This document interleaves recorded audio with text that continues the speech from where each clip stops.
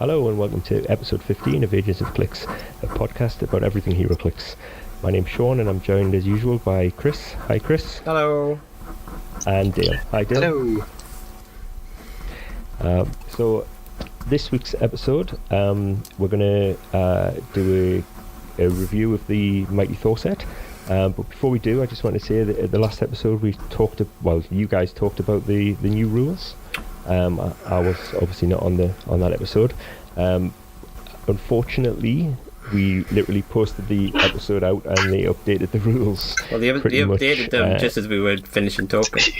Yeah, just as you were finished talking about them, they issued some clarifications and some updated rules. So we're not going to cover them in this week's episode. We're going to do that in a future episode because today we're all about the Mighty Thor. So without further ado, we'll crack straight on with the review. It's going to be hopefully relatively quick. Yeah. You said that before. Yeah. 3 hours right, later. So we'll start with the common 001 Thor. 50 points, typical Thor really. Nothing much to say. Special attack Quake, which is good. Any comments? No, it's quick. Damage. Okay. It's fine. They've got a 50-point figurine. Yep. Yeah. Number 2, Loki. I'm wanting plenty of these. I quite like this one. He has in cap middle dial precision pensai. But for me, the thing about this one is his illusions that he can bring in. Yeah. He's only 65 points. You can add illusions for 10 points. See, any comments on this one? He's a nice little type piece. He's a nice pain in the ass. Shape change substances on his illusion bits. If he takes damage, they all disappear, and you get a pretty reasonable secondary attack without weight. It's fine. Yeah. I think it's just if you can more illusions in, yeah. If you can sort of weaponize your illusions and do even just the incap, they don't count. The die, they don't score points. If you decide to want to hit them, they've got shape change and super sensor, so that's annoying. And if they roll a shape change, and another one pops in. Yep. Yeah, and you don't have to say which is which until it's something that needs point values. So obviously, if you wanted to call in like an ID card, that would be giving away which Loki is the real one. But even if you start hitting the real one, then as I say, it's got that stop click to get it onto the Psychic Blast out with.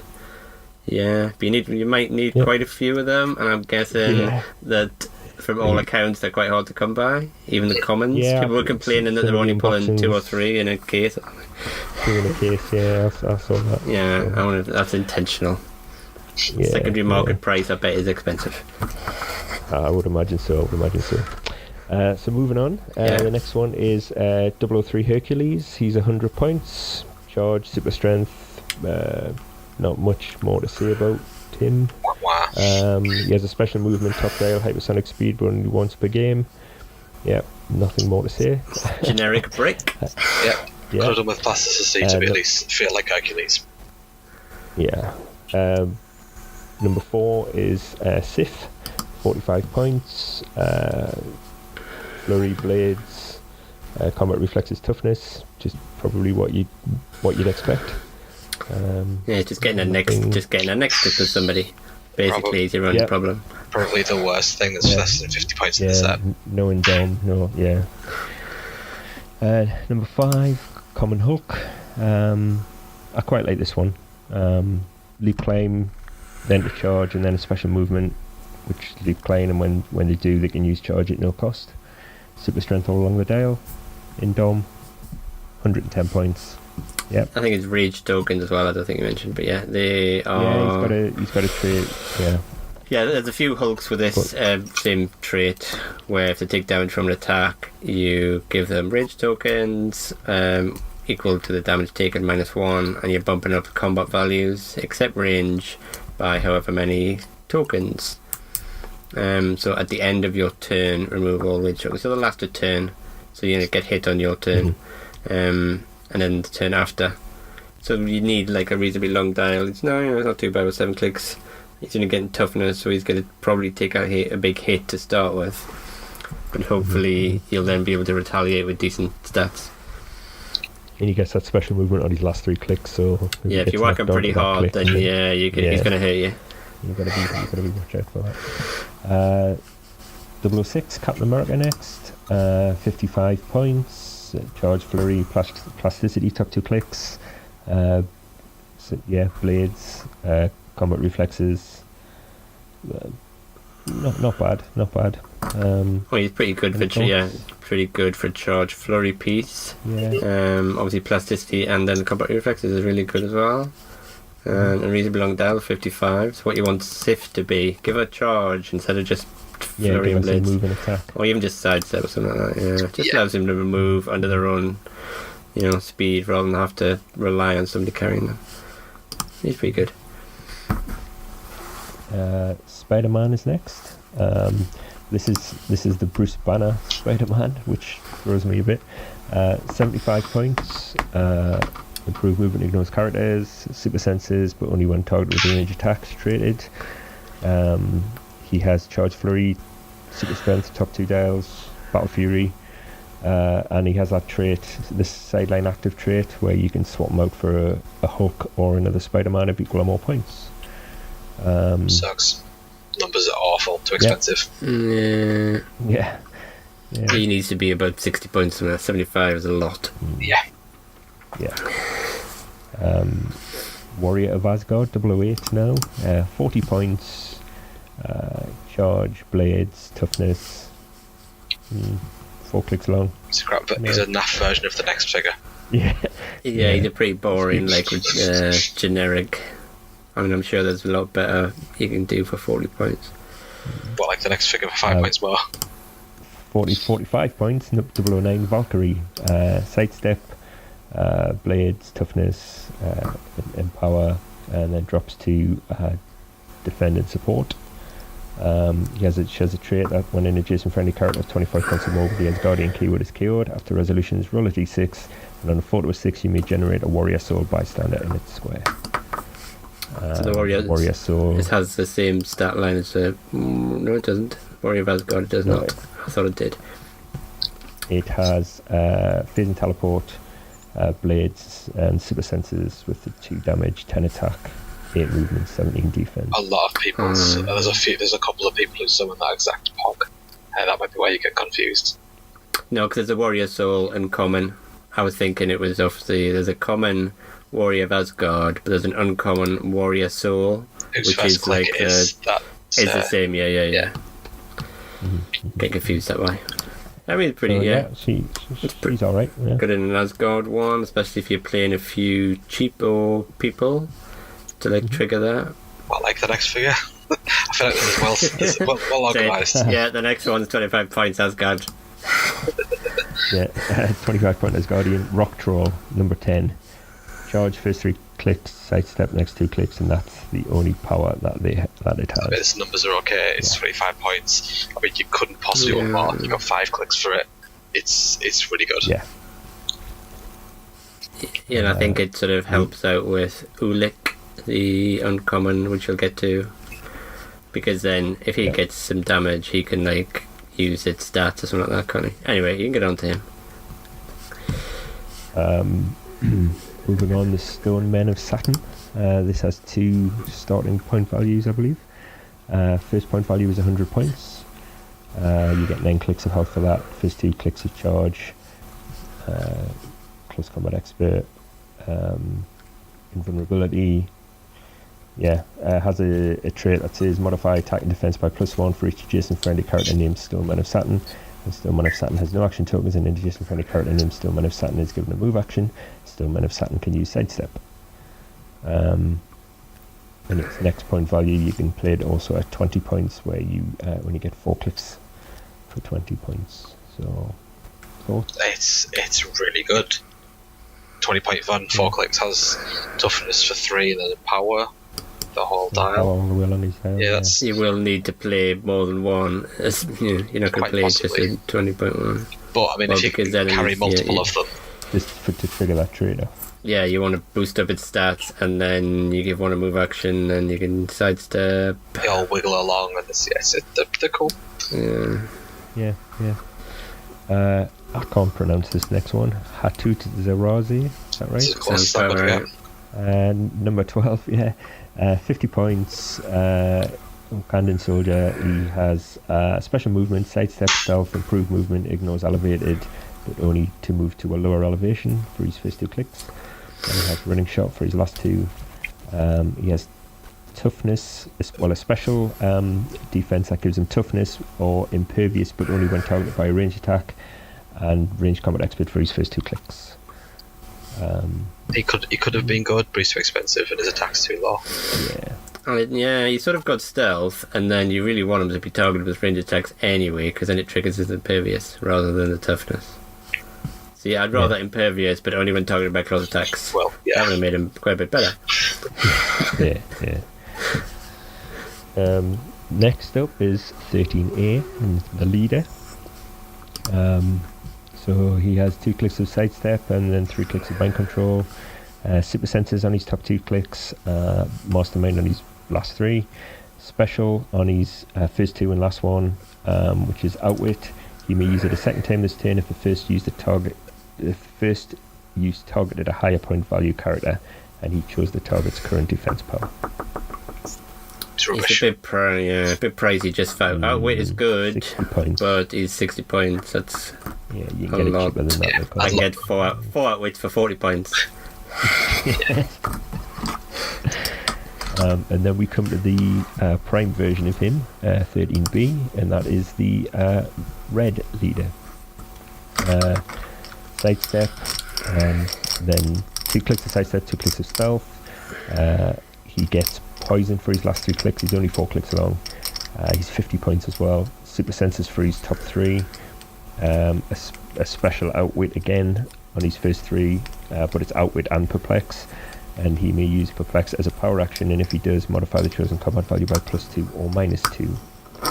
He has a trait as well. Once per game, when red leader would be KO'd, you may instead give another friendly character with the Thunderbolts keyword 2 action tokens. It must currently have 0 action tokens, and if you do, turn red leader back to click 1. He's a lot better than the leader, but he's still just okay. You can use that Yeah. perplex like as a free action, then as a power action in the same turn. So you can get +3 to a stat or whatever. Yeah. Coupled with the outwit, coupled with the fact that you have to kill him twice. Only if you play Fairly. Thunderbolts, though. Oh yeah, sorry. Yeah, you And got they to play can't, and they Thunderbolt. can't have a and they specifically have to have 0 tokens. Yeah. So Is there Maybe any you put is 2 there any action tokens cheap on it. Thunderbolt that you'd run around with just to say give him a token or something? no, Not really many. I'm just trying to look for the cheap one. No, there are quite a few of them, but Purple none of Man? them are cheap. he's an interesting He's one for 70 points. It's a shifting There is focus 50. Deadpool. Yeah. There's a King Cobra from this set who doesn't do I very was going much to say anyway. there's a 55.1. Speaking of King Cobra, he's up next. Yeah, talk about him then. Do you have to? He's 55 points. He's got 5 clicks of health, plasticity all the way along his dial, 2 clicks of super senses, 3 clicks of combat reflexes, a special attack, special damage, which gives him leadership. And if King Cobra uses it and succeeds, he may remove an action token from a friendly character with a certain society keyword, regardless of adjacency. Increases leadership roll by +1 for each friendly character that is adjacent to an opposing character. And he also has the Certain Society sneak attack trait, which gives him phasing teleport, and when he uses it and moves 3 squares or less, he can make a close attack at no cost. If there was if or when there is a strong, like highish, quite decent Serpent Society character, he'll probably be okay. But at the moment, with your best ones being Cottonmouth and Puff Adder, it's just no.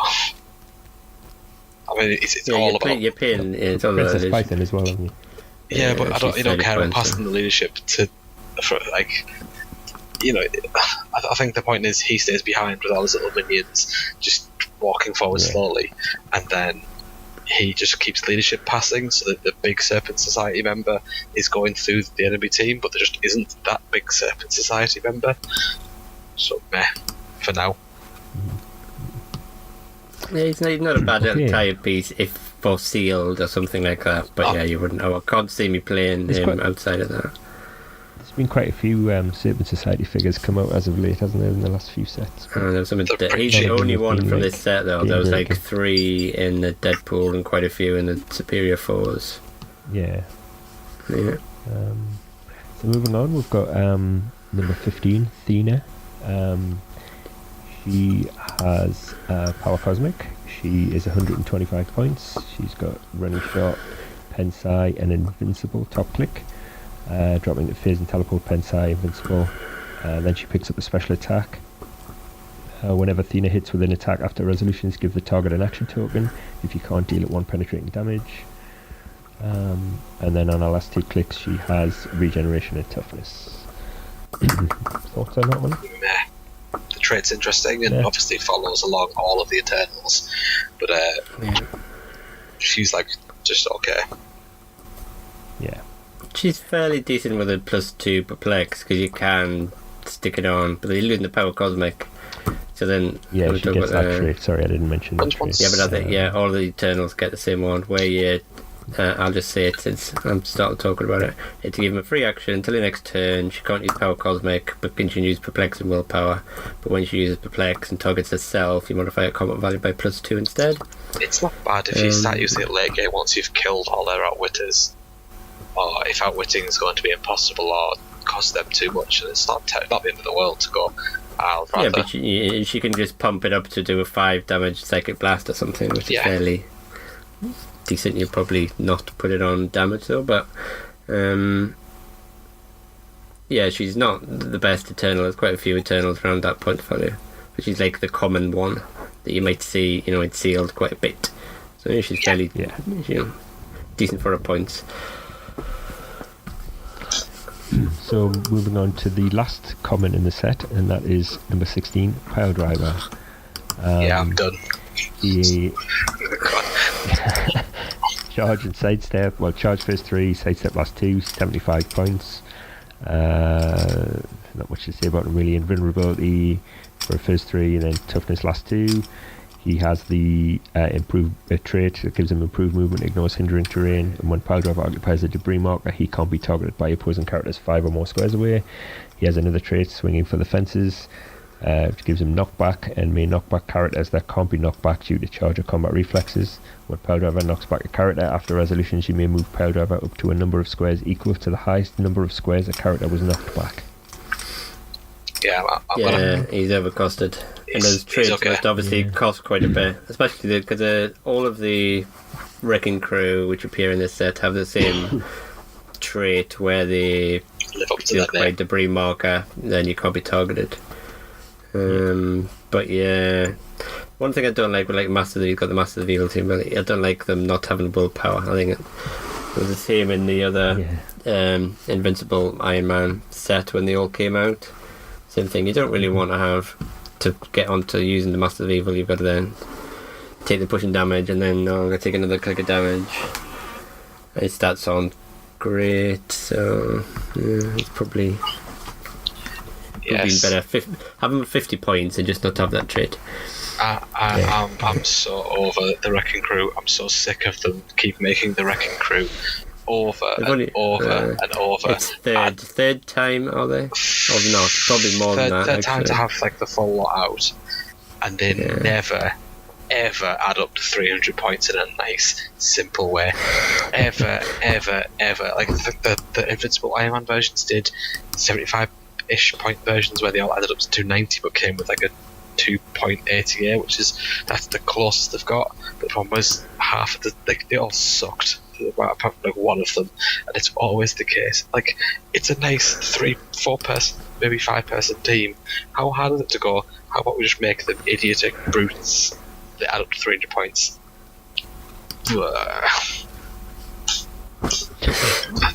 Done. Well, we'll move on to the uncommons. First uncommon in the set is Thor. This is the Jane Foster Thor.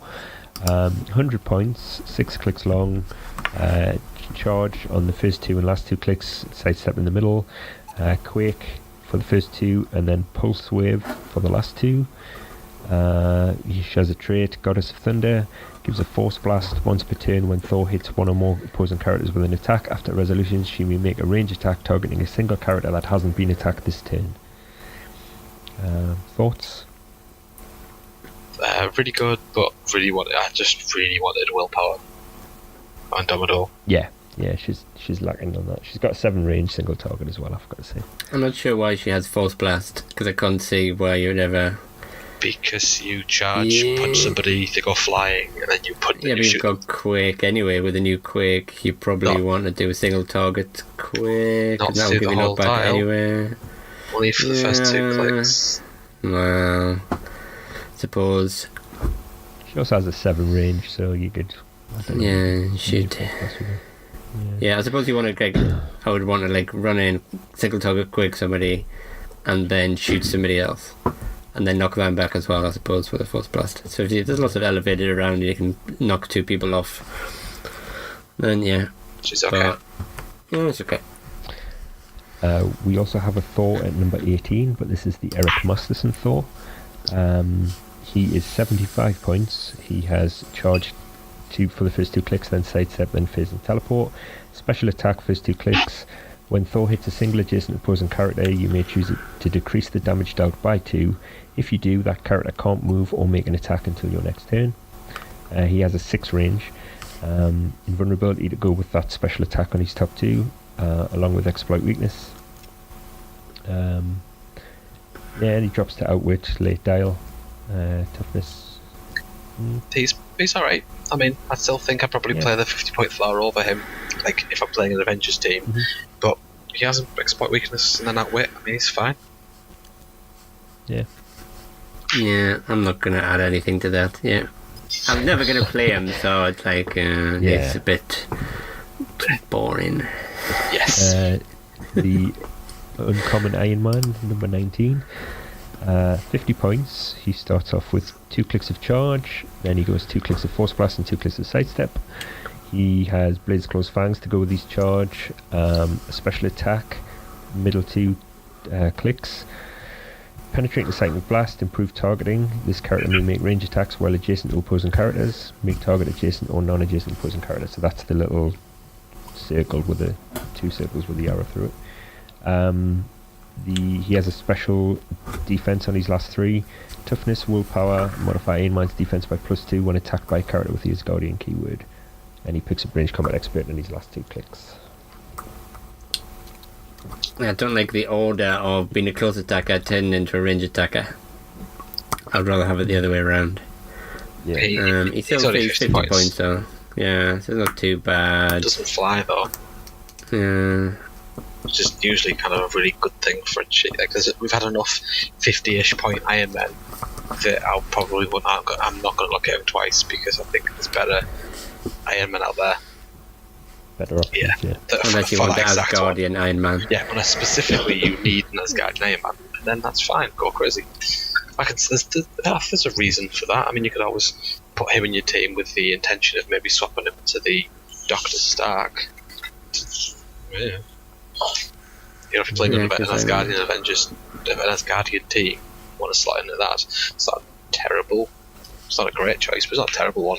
He's got 6 clicks end of the day, he's 50 points, what more do you want? Yeah. Okay. Number 20, Hulk. He's 110 points. She, sorry. Yes, I've just noticed that it's actually Jennifer Walters, yeah. She is 110 points, 7 clicks long, sidestep, and Quake for the first 2 clicks with Perplex and Toughness. Then Leap Climb and Quake, then picks up Charge on click 5 and 6. With a special attack. Special attack is Super Strength, Force Blast. If a character Hulk knocks back is stopped by an opposing character, after resolution deal both characters 1 penetrating damage. And she has a trait as well. When Hulk takes damage from an attack, it's the same. Powered by Rage. Trait, give her a number of Rage tokens. Yeah, it's the same one as the other Hulk that we mentioned earlier. Yeah. I think she is a strictly upgraded version, an outright just better version than the common one. Yeah. I think that's all she is. I mean, that not having that crazy movement power at the end is a shame, but I mean, she's just a better version of him. She's less mobile though. She loses the leap climb. She gets, well, I suppose she got sidesteps. Depends what terrain you're in. Yeah. And the perplex, obviously. The perplex is very nice to have until she gets smacked, and then hopefully you land her on a big end Clix with lots of rage tokens on her. I think she's just like she's less like the Hulk suffers from being a bit crappy in the first few clicks. I think she is the same, but like less crappy, and that perplex really goes a long way to make her helpful.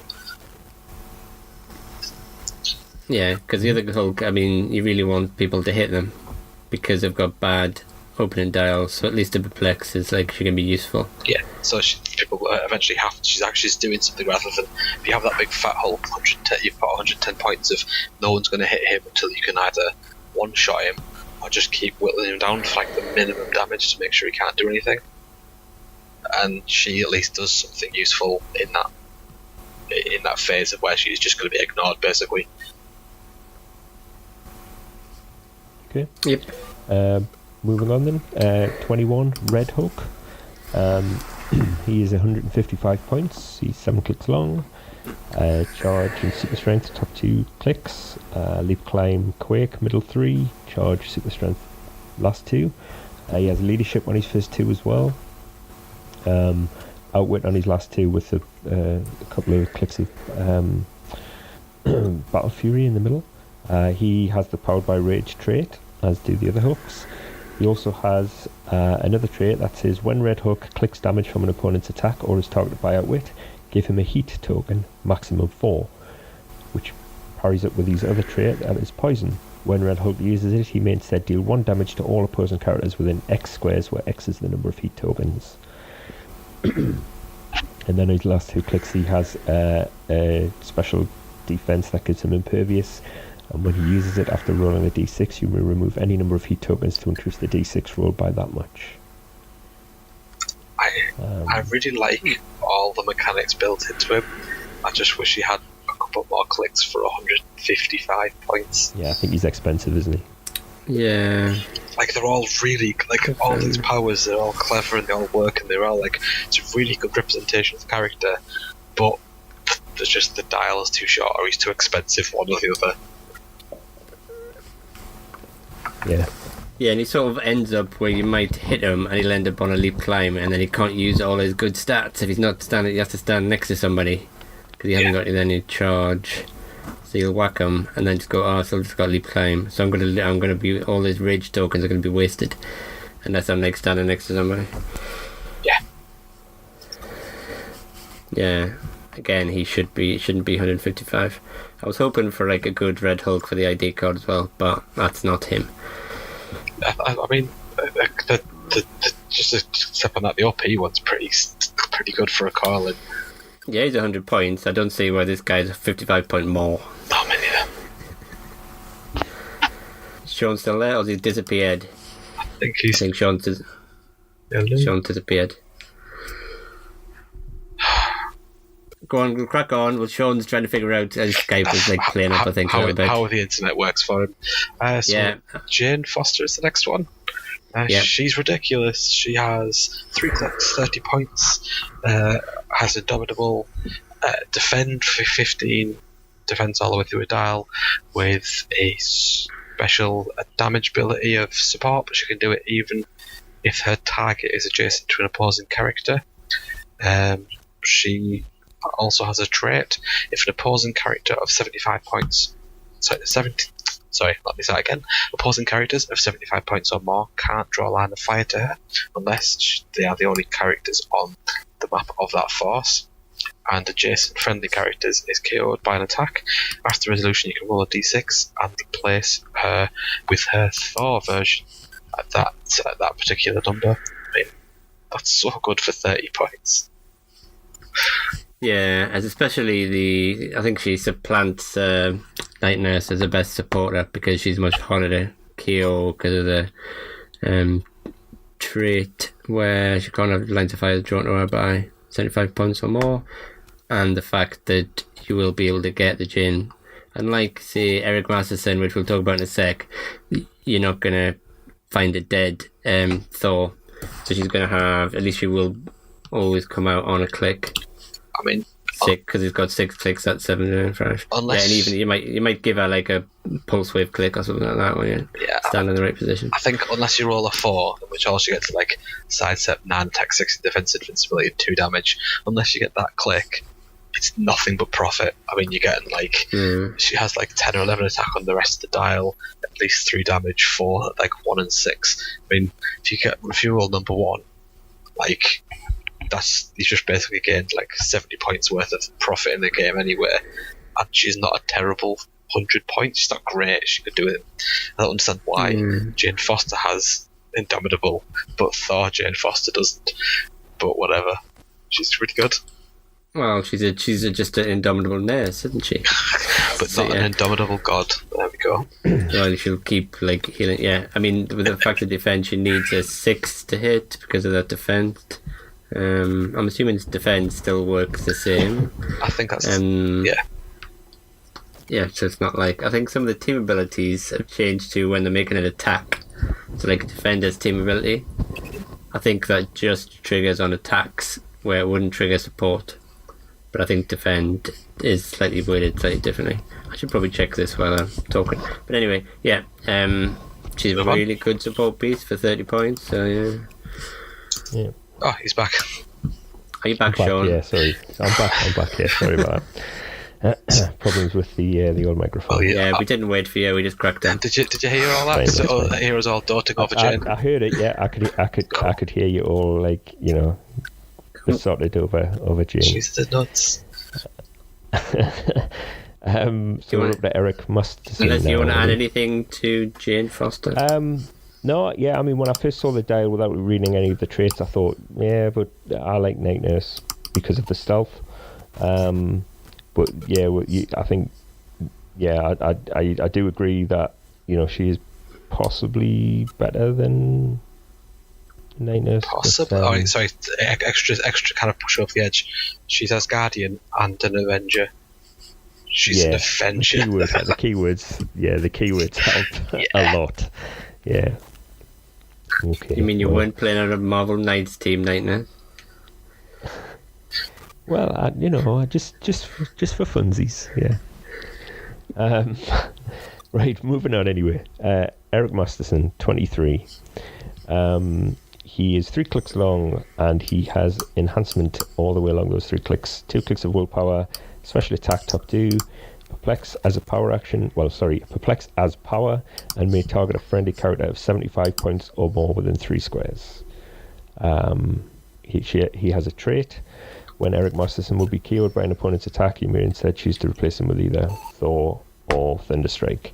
If you do roll a d6, increase the result damage dealt to Eric Masterson, that would KO him. The replacement character begins at click 1, but is then immediately dealt that amount of damage as unavoidable damage. But he's only 15 points. And he has the Avengers keyword. Yeah, I thought he needs a replacement for Henry. Now the tiny size characters don't like an additional carry. I don't think I would ever use his trait to be bringing in another Thor or Thunderstrike, because it's fairly risky that you roll a d6 and then you're going to add however much damage you've just taken. So that could be like, oh, I've just killed my 115 point Thunderstrike. Yeah. So it's fairly risky, and I wouldn't risk it. But just even ignoring that, the fact that you can perplex and enhancement for a 15-point figure, that is fairly good. Is that just as kind of a side note, is that a miswording that you can target friendly characters within 3 squares? Is it not meant to be that he can target all friendly characters at the 75 points or more within 3 squares? Because he has it in a range of 6 anyway, doesn't it? I think that maybe he has a 0 range. Or perplex, you mean? It might be that though, it might be the wording on the H2 realms isn't accurate, and that's he can only do that, so he can't target anybody else apart from friendly characters. I'm thinking, because otherwise I wouldn't bother saying it. Yeah. There's no point saying points value and perplex unless it's a requirement. Specific requirement. I think that's probably what it is. And he has to use perplex as a power action as well. So. Yes. and can only, and maybe it should be something like that, and can only target a friendly character of 75 Yeah. points more than 3 squares, which would sound better. But I'm not. Yeah, I'm not reading off the card. I'm reading on what's written on Hidzy Realm, so it might not be off the right. realms, yeah. And I've just found the card. It is and may only target friendly characters with 75 points or Oh, more. right, yeah. Within 3 Missed squares. only. Okay. It's still good though. Is it? I mean, even if you just it's perplex and enhance. It's 15 Yeah, I points. suppose. You've got to look at that. So if I can enhance somebody and then perplex up as well, so it's +1 attack and +1 damage. Or something. Yeah. So next up is Warrior Soul, 25 points, 4 clicks, phasing teleport, dropping to charge on his last 2, blades first 2, steal energy last 2, super senses first 2, and exploit weakness last 2. That's about it. Yeah, he's alright for 25 points. Yeah. Point filler. Pretty much. Valkyrie next. Yeah. This is the Valkyrie as opposed to a Valkyrie. Well, it's one of the Valkyries. It's Samantha. Yeah, one of the Valkyries. Parrington. What's the other? There's another Valkyrie with a different name, isn't there? There is, yeah. Defender's team ability, 35 points, 2 clicks of charge, 2 clicks of sidestep. There's 5 clicks in total. Blades, toughness, dropping to combat reflexes. As a trait, friendly characters can use mind control to target Valkyrie. If they do, and the character is named Enchantress or Lorelei, and if Valkyrie is hit, modify her combat values by +1 until your next turn. I can't see why you're mind controlling a 35-point piece. Unless you can do it for free or something like that, because that seems pretty pointless. I mean, she's good for 35 points, probably. Maybe he's in a defender's team or something. Might bump our defense up a bit. But you're not doing it unless it's free. I thought that trait isn't going to really kick in very much unless you have a really cheap person and you can't mind control anybody else. Okay. Ulick next in number 26.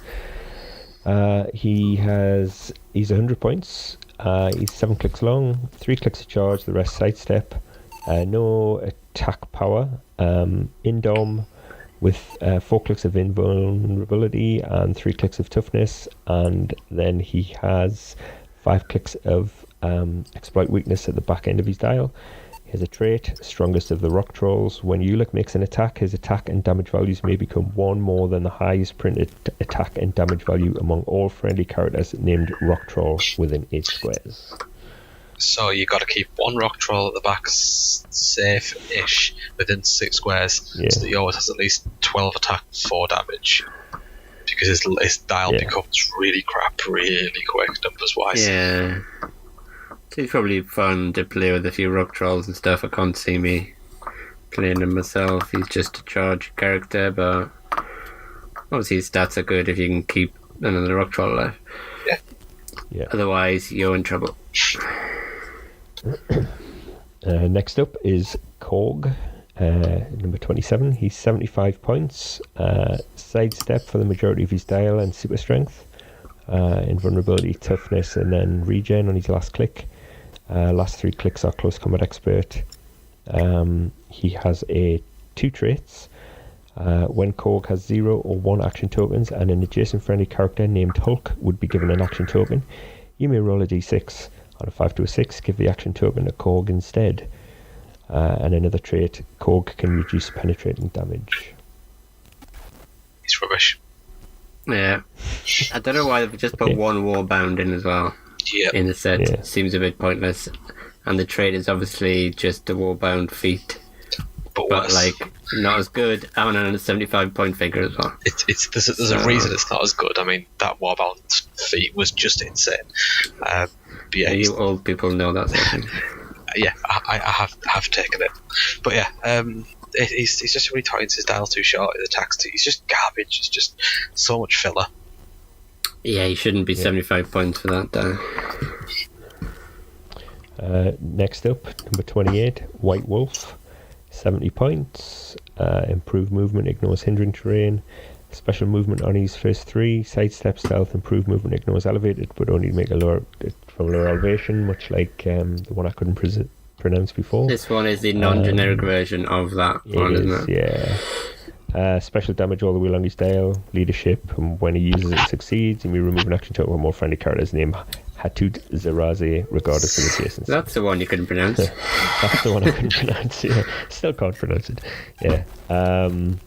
Nothing special. I think he's expensive. I don't think he is, per se. I mean, and like, leadership which clears every single thing with a name. It's generic. It's pretty good. The issue is that they themselves are still too expensive. Like set 50 points. Are you going to play that though? That's the thing. Probably not. I mean, I think last set had the Avengers Defender stuff had a lot better Wakanda stuff than this. Yeah. Yeah, I can't see me playing him anyway. And he's like got to get next to somebody. Well, the other guy's at least got range combat expert and sidestep. This guy's got 2 damage, sidestep and blades, really, hasn't he? So yeah, you're paying an awful lot for that leadership, for that length of dial as well.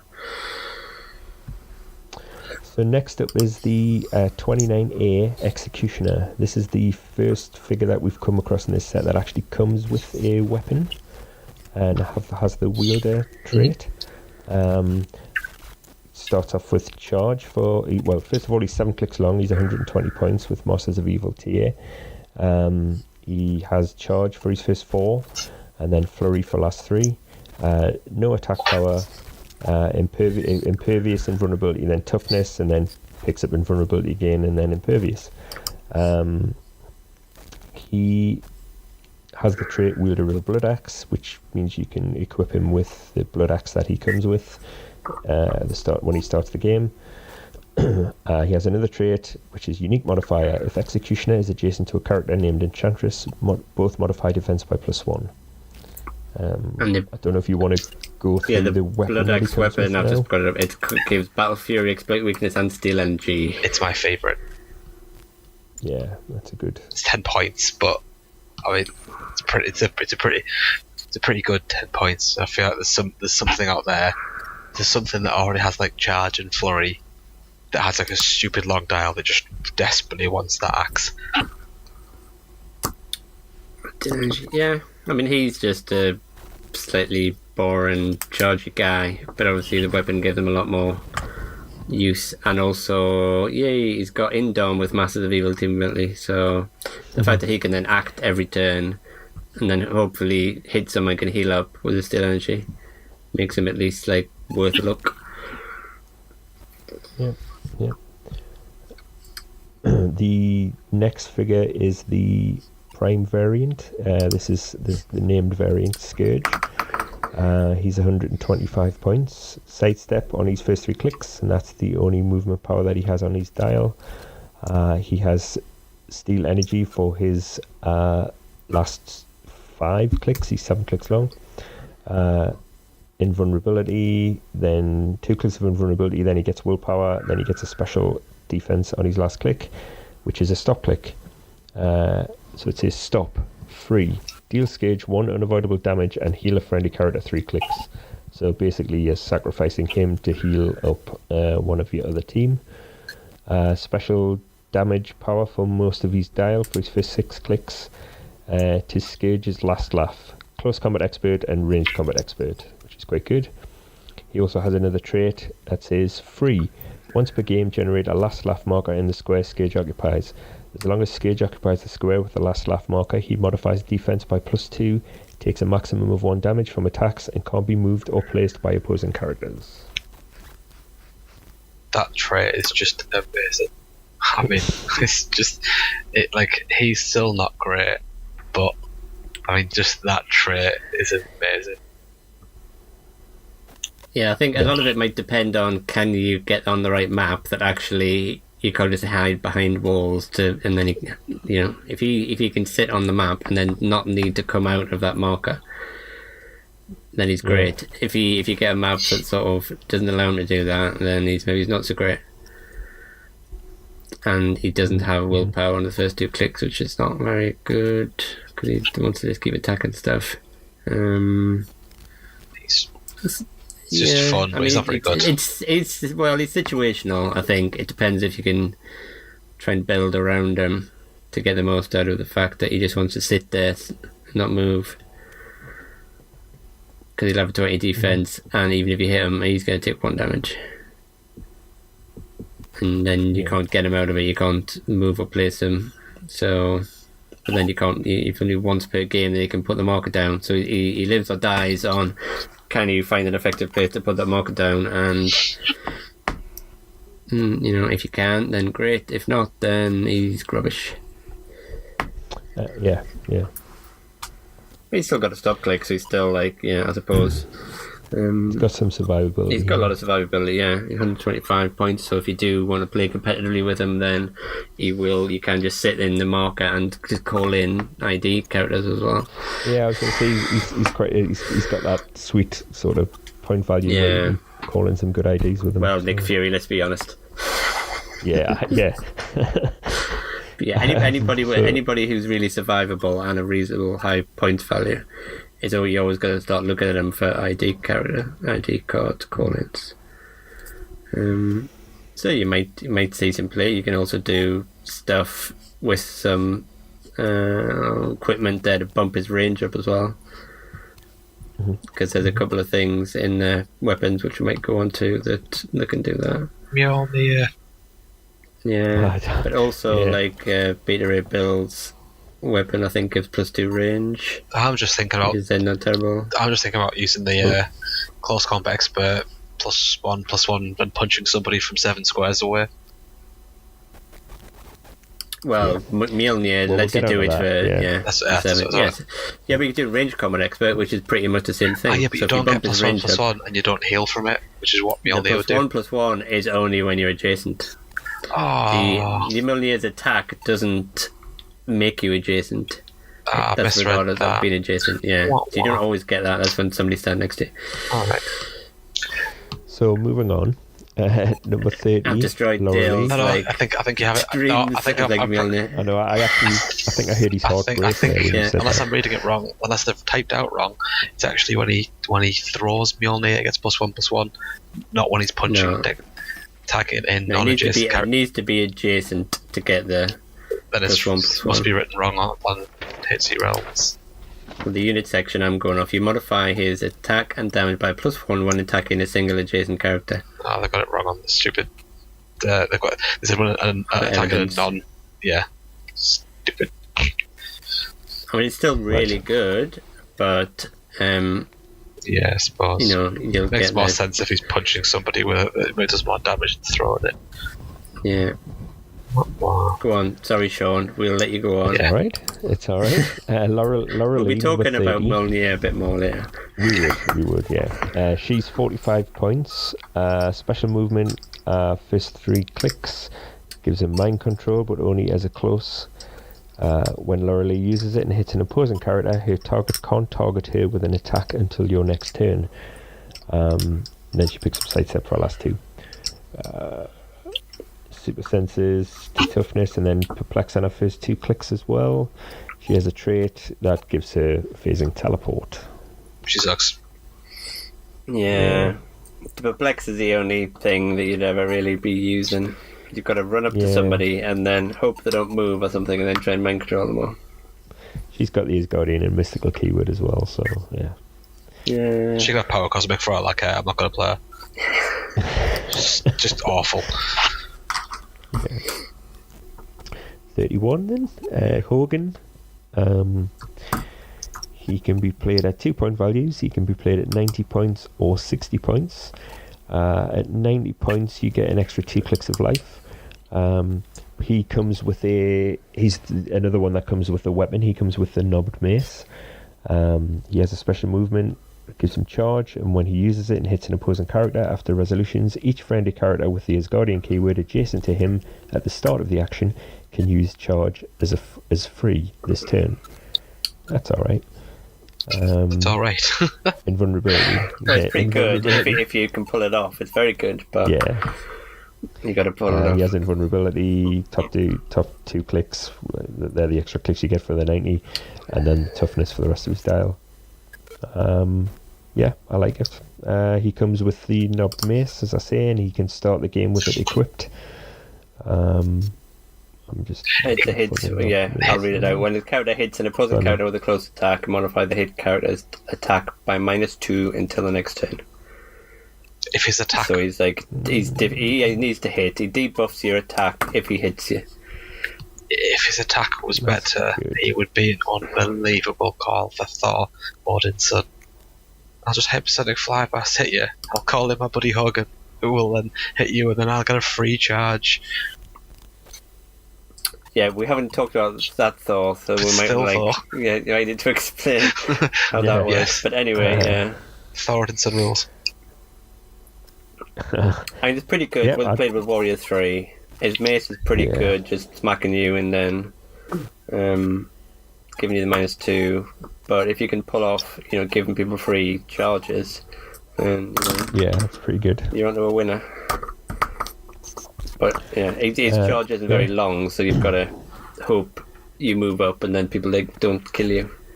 Generally, yeah, he's got if you're playing him at 90, he's got that extra 1 square of charge compared to... And the invulnerability rather than the toughness. Yeah. So the last of the uncommons then, we're on to Bulldozer. Masters of Evil, another one without willpower. 75 points. He has improved movement, ignores blocking terrain, and destroys blocking terrain as the character moves through it. A trait that says... improved movement ignores hindering terrain, and when Bulldozer occupies a debris marker, he can't be targeted by opposing characters 5 or more squares away. That's the I think all of the wrecking crew have got that trait. He has a special movement on his top 3. It gives him charge, and when he uses it, he breaks away automatically. And vulnerability, then dropping to toughness. He's pile driver, but he's got a special power instead of normal charge. Yeah. So yeah, he's still he should be 50 points. Yeah. He's not any better. And Dale is not going to comment anymore on Wrecking Crew figures. I'm done with him. Okay. Well, now we're on to the rares. And we have Throg as our first rare. I love this character. Starts with sidestep, then gets to 2 clicks of leap climb, and then picks up sidestep again. Picks up energy explosion mid dial. He has a special damage for the first 2. It gives him perplex, and when Throg uses it to target a character with the animal or pet Avengers keyword, he may modify a combat value except damage by +2 instead.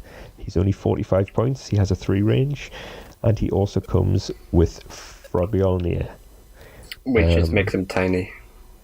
Gives him extra defense in water. Attack and he gets +1 attack and damage defense while he occupies her own. He gets that. Yeah, no one cares about that. They just cares about he gets a tiny symbol. Yeah, so he does get that. But that actually combos with his dolphin symbol as well, because that gives you the +1 defense as well. Does Tiny still give you +1 defense from range as well? Yeah, it does. So basically, if he's in water, he gets some water, he gets +3 range. You can also choose if you want, when you're building your team, you could not give him the hammer and not make him tiny, and have a normal size frog running around. Frog Thor. Right. Yeah. Frog. I don't know why you wouldn't. Yeah. I just noticed that he doesn't. He's standard size. Otherwise, he wouldn't be able to be equipped. So the hammer turns him tiny, but then it's got the text in that says, he's still standard for equipment. Otherwise, it would just fall off him. And of course, I don't know if you mentioned this last week or if it's worth mentioning now, how WizKids have ruled the wielder traits on these, saying it's optional whether you equip them with their weapon, but if you choose not to, you can't put any other equipment on them that they would normally start to at the beginning of the game, so no possessors or anything like that. I think they just did that because they know that half of the weapons will be in the wrong box. Yeah. And they don't want to go, oh, well, we gave you the wrong one, so you've not got it. You don't have to replace it because you don't have to play it. Yeah. I think there's also a lot of sites that I won't be doing, by the way, selling them individually, like the weapons and the figures, because I think that's a bit silly. But anyway, some of the weapons are going for stupid amounts of money, which obviously is the reason why they're doing it. But you don't really want to play the figure without, because it's built into that point cost. So you Yeah. don't want to play the figure without the weapon. I don't see why you would do that. No. Does it really? Anyway, Throg is, as we said, if you can get him in water terrain, he has a really high defense. And he'll be tiny, so you can carry him around, and you play him in a theme team or whatever, and then Animal or Pet Avenger, and then he's a +2 Perplexer. And if he takes a bit of a hit, he'll go on an Energy Explosion or, Close Combat Expert. He's rubbish. So he's a bit rubbish, but he's not bad in a theme team. And he's funny. Where I think you get your he's +2 funny. Perplex, really, isn't it? And he's a bit of fun. Yeah. Yeah. Next up is Iron Rocket Man. So this is the Rocket Raccoon in the Iron Man suit. He has an improved targeting, ignores characters. He's 75 points, 5 clicks long, running shot pen side, top two clicks with a special damage that gives him probability control, and once per turn when an opposing character within range and line of fire would move, you may choose the first square that character moves into.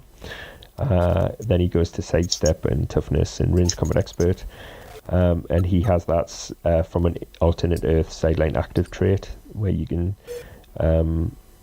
friendly characters named Iron Man or Rocket Raccoon that are equal or more points have replaced this character Iron Man Rocket Raccoon on the same number, so you can kind of swap them out. He's good with a prob. I mean, the fact that he can move, if you pull that's going to be so annoying. If they'll go, I'm going to charge, and you're going to go, well, you're going to move back for your first square, and then that's taking 2 squares out of your charge range or something. What if, you can't hit me now. What about walking them? I'll walk into this piece of terrain, like in this hindering terrain. Oh, your turn's finished. Your movement's finished. Oh no. Yeah. That's going to be quite. If you don't keep that in mind, it's going to be highly annoying. And just the fact that he's like a running shot Psycho Blaster with prob is fairly decent. He ignores characters for lines of fire. He has energy shield top click as well. Yeah. So. He's just another piece that Iron Man can swap into as if there's not enough. Yeah. He's cool. Yeah. Is there any decent 75-point Iron Man? Probably not. Off the top of your head, I can't think of any. Nope. So you think you're going to be going for the 100 point, dropping down to that version? They're all 100 point or 50 points. Yeah, pretty much. So next up we have number 35, Thorbuster. He's 125 points, 7 clicks long. He has running shot on his top 2 clicks with a special attack. Thorbuster deals penetrating damage, and when he attacks a character that can use Invincible, modify his damage by +2. And he has a printed 4 on those 2 clicks. With top dial, he has a 19 defense with Impervious. And then he picks up Invulnerability for 2 clicks, and then Toughness for the rest of his dial. Back end dial, he has Sidestep and Outwit as well. He has 2 traits. Mystical Power Rechanneled. When Thorbuster takes damage from the Mystic's team ability or an attack from a character with the Asgardian, Deity, or Mystical keywords, after resolutions, heal him 1 click. Another trait that says opposing characters within range and line of fire can't use or have their combat values modified by Empower or Enhancement. He's really good. At the beginning of his dial, and then really quickly. At least he's got a 19 defense to try and keep him on his top click, and in Dom. He's probably good in sealed because there's going to be an awful lot of Asgardian, Deity, or Mystical people there, so he will heal up after you get hit by somebody from them.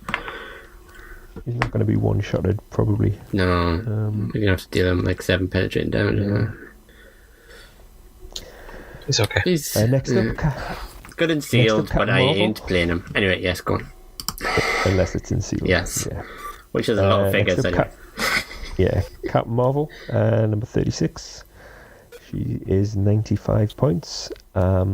She's a flyer, 5 range. Starts off with hypersonic speed, super strength, toughness, perplex. Then then goes to running shot, pulse wave, toughness, perplex, and kind of alternates between those power sets. No traits, no special powers. What you see is what you get. She's even worse than the Civil War version. Why can't we have a good Ms. Marvel?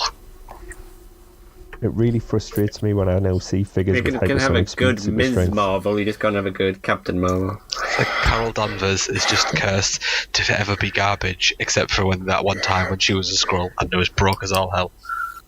Yeah. Ugh. Yeah.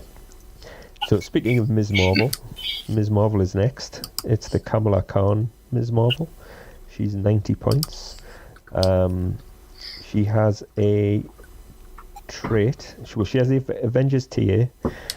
She has a trait that says shape change, and at the beginning of your turn, you may turn her to the same click number of a different color, then heal her 1 click. When she's on a blue click number, she has tiny symbol.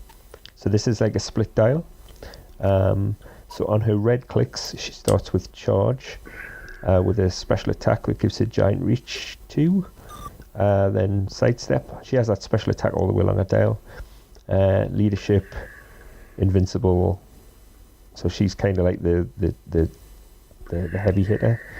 And then on her blue clicks, she has sidestep, precision strike, combat reflexes, special damage for her first 3 clicks. I give her outwit, perplex, and modify attack for +1 for each action token on her target. Yeah, and she's obviously got the tiny symbol on that on those clicks as well. So it's quite good actually. I quite like her. I think she's a bit expensive. Yeah, 90 points is a lot, but you've got at least the flexibility that you can swap between the dials and you can heal her up. And she's got traded shape change as well. Yeah. So. I'll probably be staying in the tiny size more than I would be in the other ones, but you do want to turn her. Keep swapping between the two to heal. Yeah. She's a really good, again, got a character with a complicated power set that they've managed to do an interesting, clever way of making it work. She's fine. It's a shame that didn't let her morph between the Colossal as well.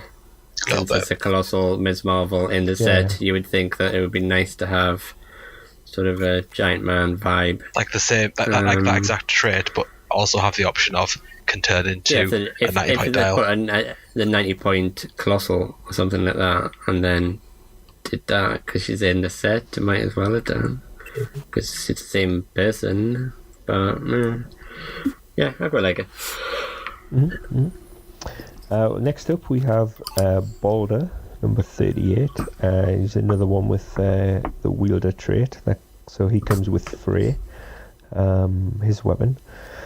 He has charge for his first 2, flurry for next 2, then sidestep with a special attack on their last 2 clicks. It gives him penetrating psychic blast, pulse wave, and Balder can use both with a range value of 5 because his printed range is 0.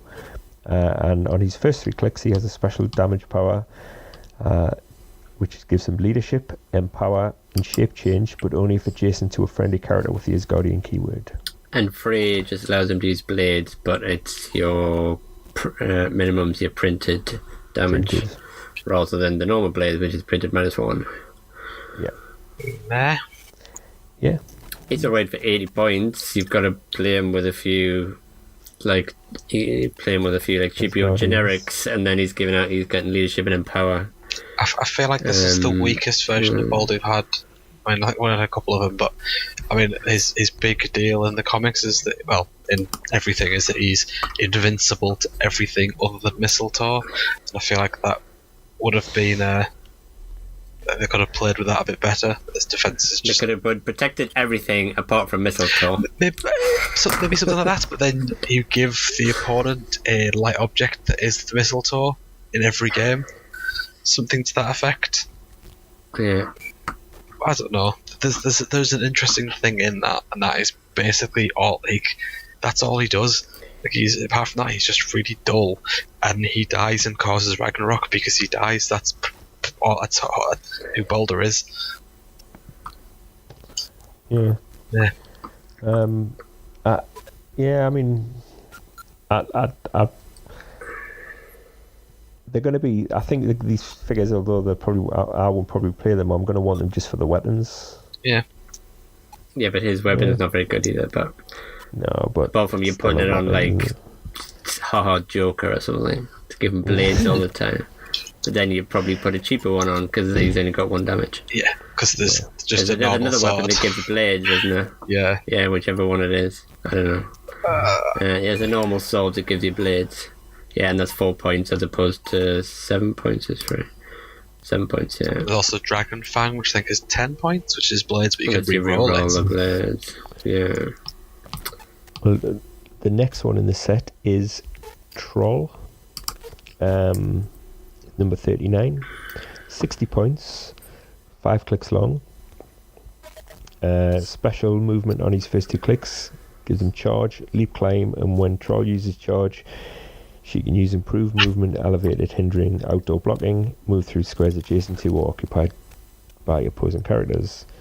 On her first 3, she has Blade's Claws and Steel Energy on LS2, Toughness, and then Combat Reflexes for the majority of the dial except for Regen on her last click, and Exploit Weakness full dial. She has a trait that says I can smell them. Free, choose an adjacent friendly character, and that character can use improved targeting, ignoring hindering terrain this turn. She's okay. She has Exploit Weakness, so she's never terrible with reasonable numbers, but she's nothing special. Yeah. Yeah, not that exciting. Pluto next then. 200 points. Mystics, or he can be played at 200. He can be played at 125 as well.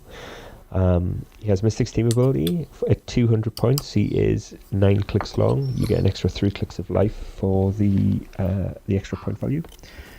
Phasing Teleport, Pensai, Invincible, and a special damage power top click gives him Perplex, Probability Control, but only when he attacks or is the target of an attack. Pluto has Protected Outwit. He picks up Prob towards the end of his dial, and he has a stop click on his last 2 clicks that give him Impervious and Regen. He also has a trait called Summon Legion of Hades. When a character of 50 points or more is KO'd by an attack, you may generate 2 Warrior Soul bystanders into squares adjacent to Pluto. That's cool. Warrior Soul bystanders are the same as the ones that we've seen earlier. Phase and Teleport, Blades, Claws, Fangs, Super Senses. Are we all good to talk now? Good to go? Yeah. I was just making sure. Yeah, he's cool. I mean, I like the fact that it's not specifically opponent characters get KO'd by an attack of 50 points, so if you play him, obviously you just part as many 50 point characters in your team as you can. They die, you get free stuff. If they kill stuff, you get free stuff. They're alright. Yeah, the fact he's got 2 stop clicks keeps him alive a bit. It's a shame he can't prob or perplex other people, because it'd be great, like calling stuff in. The fact that he has to perplex and prob himself means you're going to be wanting him attacking. I don't know if I really want to play him 125 because he's a bit crappy. He can stat wise perplex a friend. It's just specifically the prob that control. full stop, just prob control, just prob off him. He can use perplex. Still not great, as I said. It's not phenomenal, but he's alright. I haven't got any moving attack. I find it strange that he doesn't have that divine aura trait. I feel like if you go on to put on a bit where he's like protected from outwit, why they don't just put in the that whole, unless you're 150 points or a god 80. Or a mystic, you can't. Have they putting that in, or have they stopped doing that? Has any of them got that? They haven't done that for a while. We haven't come across that yet. Yeah, but obviously you have to reword it to protect it outwit. But yes, it's a bit strange. I suppose he's got mystic, so he is going to chew you up with the 2 stop clicks, where you keep him to take damage from hitting him. Just that way. Especially if you can heal, if you can keep getting him off the stop click. You can just outwit that. Like by only if you're playing at the lower point version, once you've got to that point, you can outwit him. It's like meh. Well, you can't outwit the stop click, so. You can't outwit the stop click, so that's true. Because it's a stop click, ignore me. Because it's a stop click, yeah. So you can outwit its invulnerability or something, but yeah. So he's going to take a bit of taking down, but I don't know if he's going to do enough to. Well, his stats get pretty good on his stop clicks as well. So I suppose if you've got some way of getting him healed off, I think that's the keep him alive, and keeping on taking He damage. gets regen on that sub click as well, doesn't he? So Yeah, but you don't just sit there. You don't want to waste get the actions. minus. You get the -1 regen. If you had Jane Foster sitting there healing them up, yeah, but then is it to get the -1 for support as well on a stop click? I think it's whenever he heals off the stop click. Yeah, when there's any healing, it's -1 to the healing. And he gets regen on the 2 clicks before that as well. So Yeah, it's not terrible. But I suppose it is again situational. How much benefit how many bystanders you're going to be getting the use out of if you get a lot of bystanders coming out from him. And then he's probably worth his points. Next up, 41A Destroyer. 175 points. Charge on his first 2 and his last 2. Pen side, first half of his dial, and a special attack on the last half of his dial. That says once per turn, one adjacent friendly character with the Asgardian or deity keyword can use power. Deal this character up to 3 clicks of unavoidable damage, then heal Destroyer that many clicks. He has a trait. Although he has the wing symbol, he has a trait that says Passenger 0. Sidestep. When Destroyer uses sidestep, it breaks away automatically. He's giant size and has indom. He's alright. He's alright. Alright, I think is the best you could say. I feel like he could have really done with Power Cosmic. Like, I don't see why he hasn't got it, and it would make him like okay.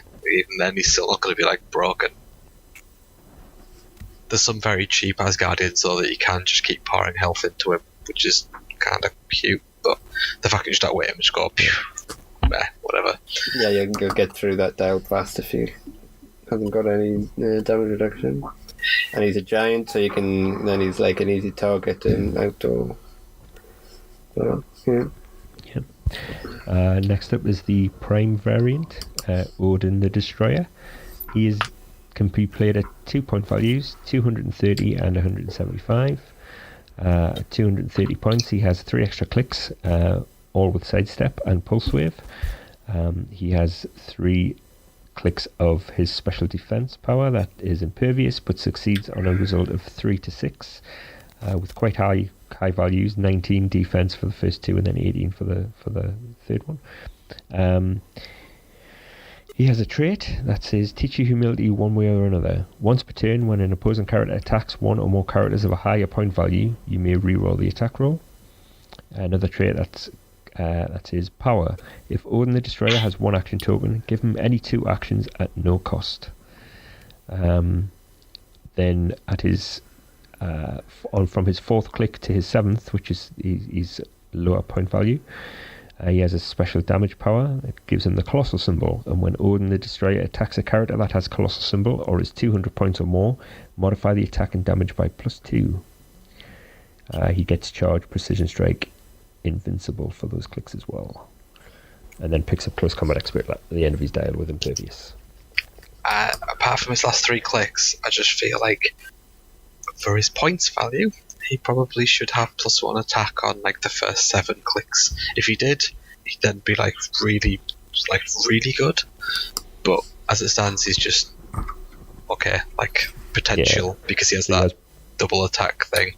Yeah, it's a multi-attack sort of thing on his trait that makes him fairly good. I'm not sure if I plan to pay him at 230. With a 4 range as I think I'd like him on the lower one just because he's colossal then.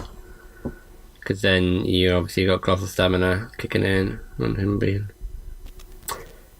If you had some reliable way of making all your opposing characters colossal, you get +2 to attack and damage. I think that's just the Mighty Thor set goes a long way to make that be a thing. If you played him with Mixelplex will just run around turning the opposing character colossal and then just go, there you go, Odin, shoot him. Kill him now. Yeah. Hey, that fit, is like 70 points? 70 points. That fits in 300 if you play the big version of him. Yeah, but he doesn't get that thing then until like his lower dial. He doesn't get that power till click 4. Funny though. Yeah. Well, then you could. And the fact that he's got prob, he's probably going to be the higher point character generally, especially if you play with 230. So the fact that he can just prob you all the time. So if you had another prop to go along with that or something, then you could at least strike with a 19 defense. I don't know. You can't equip him with anything, unfortunately, because he is giant normally. Now he turns to colossal, so nice to give him I was thinking about giving him the energy shieldy thing, but yeah, you can't. Okay, you can give him supreme intelligence, can you? Can't you? You can do, yeah. I mean, it's not going to be end of days amazing, but I'm sure there's some power in that will be of some use. It's a shame you can't get him extra stats. That's what he needs for any extra attack or 2. He's only got 4 range as well, which is a little bit. I mean, that's fine. Tricky. So you've got to then use, you probably got to use like one of his multi-attack things to move, or just say, well, I'm going to sit here and just call in people. Because at 230 points or whatever, he's going to be calling in a lot of people. Yeah, I agree with Dale. He's like that 10 attack hurts him quite a bit. I'd probably So I'd want to play him at 230, but then you're pretty limited about what else you're playing him with at that point.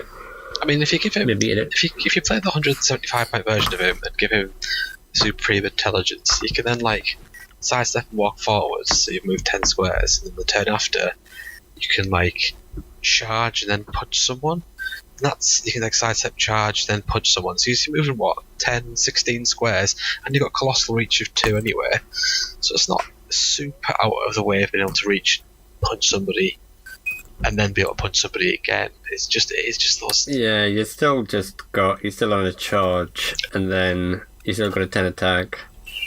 So you're gonna have to improve his attack, and you can TK him, because as long as he's single base, you can TK colossals or giants. So it's not terrible. If he did do that and went up and punched somebody, if you could potentially get him to after a couple of clicks, get him to a prop control 1. So you got prop control and a reroll, which specifically isn't prop control. And then he can also help his own attack, which is obviously shockingly bad. He's still a bit vulnerable to Nick Fury to just run him up. He's not gonna say competitive play, I don't think.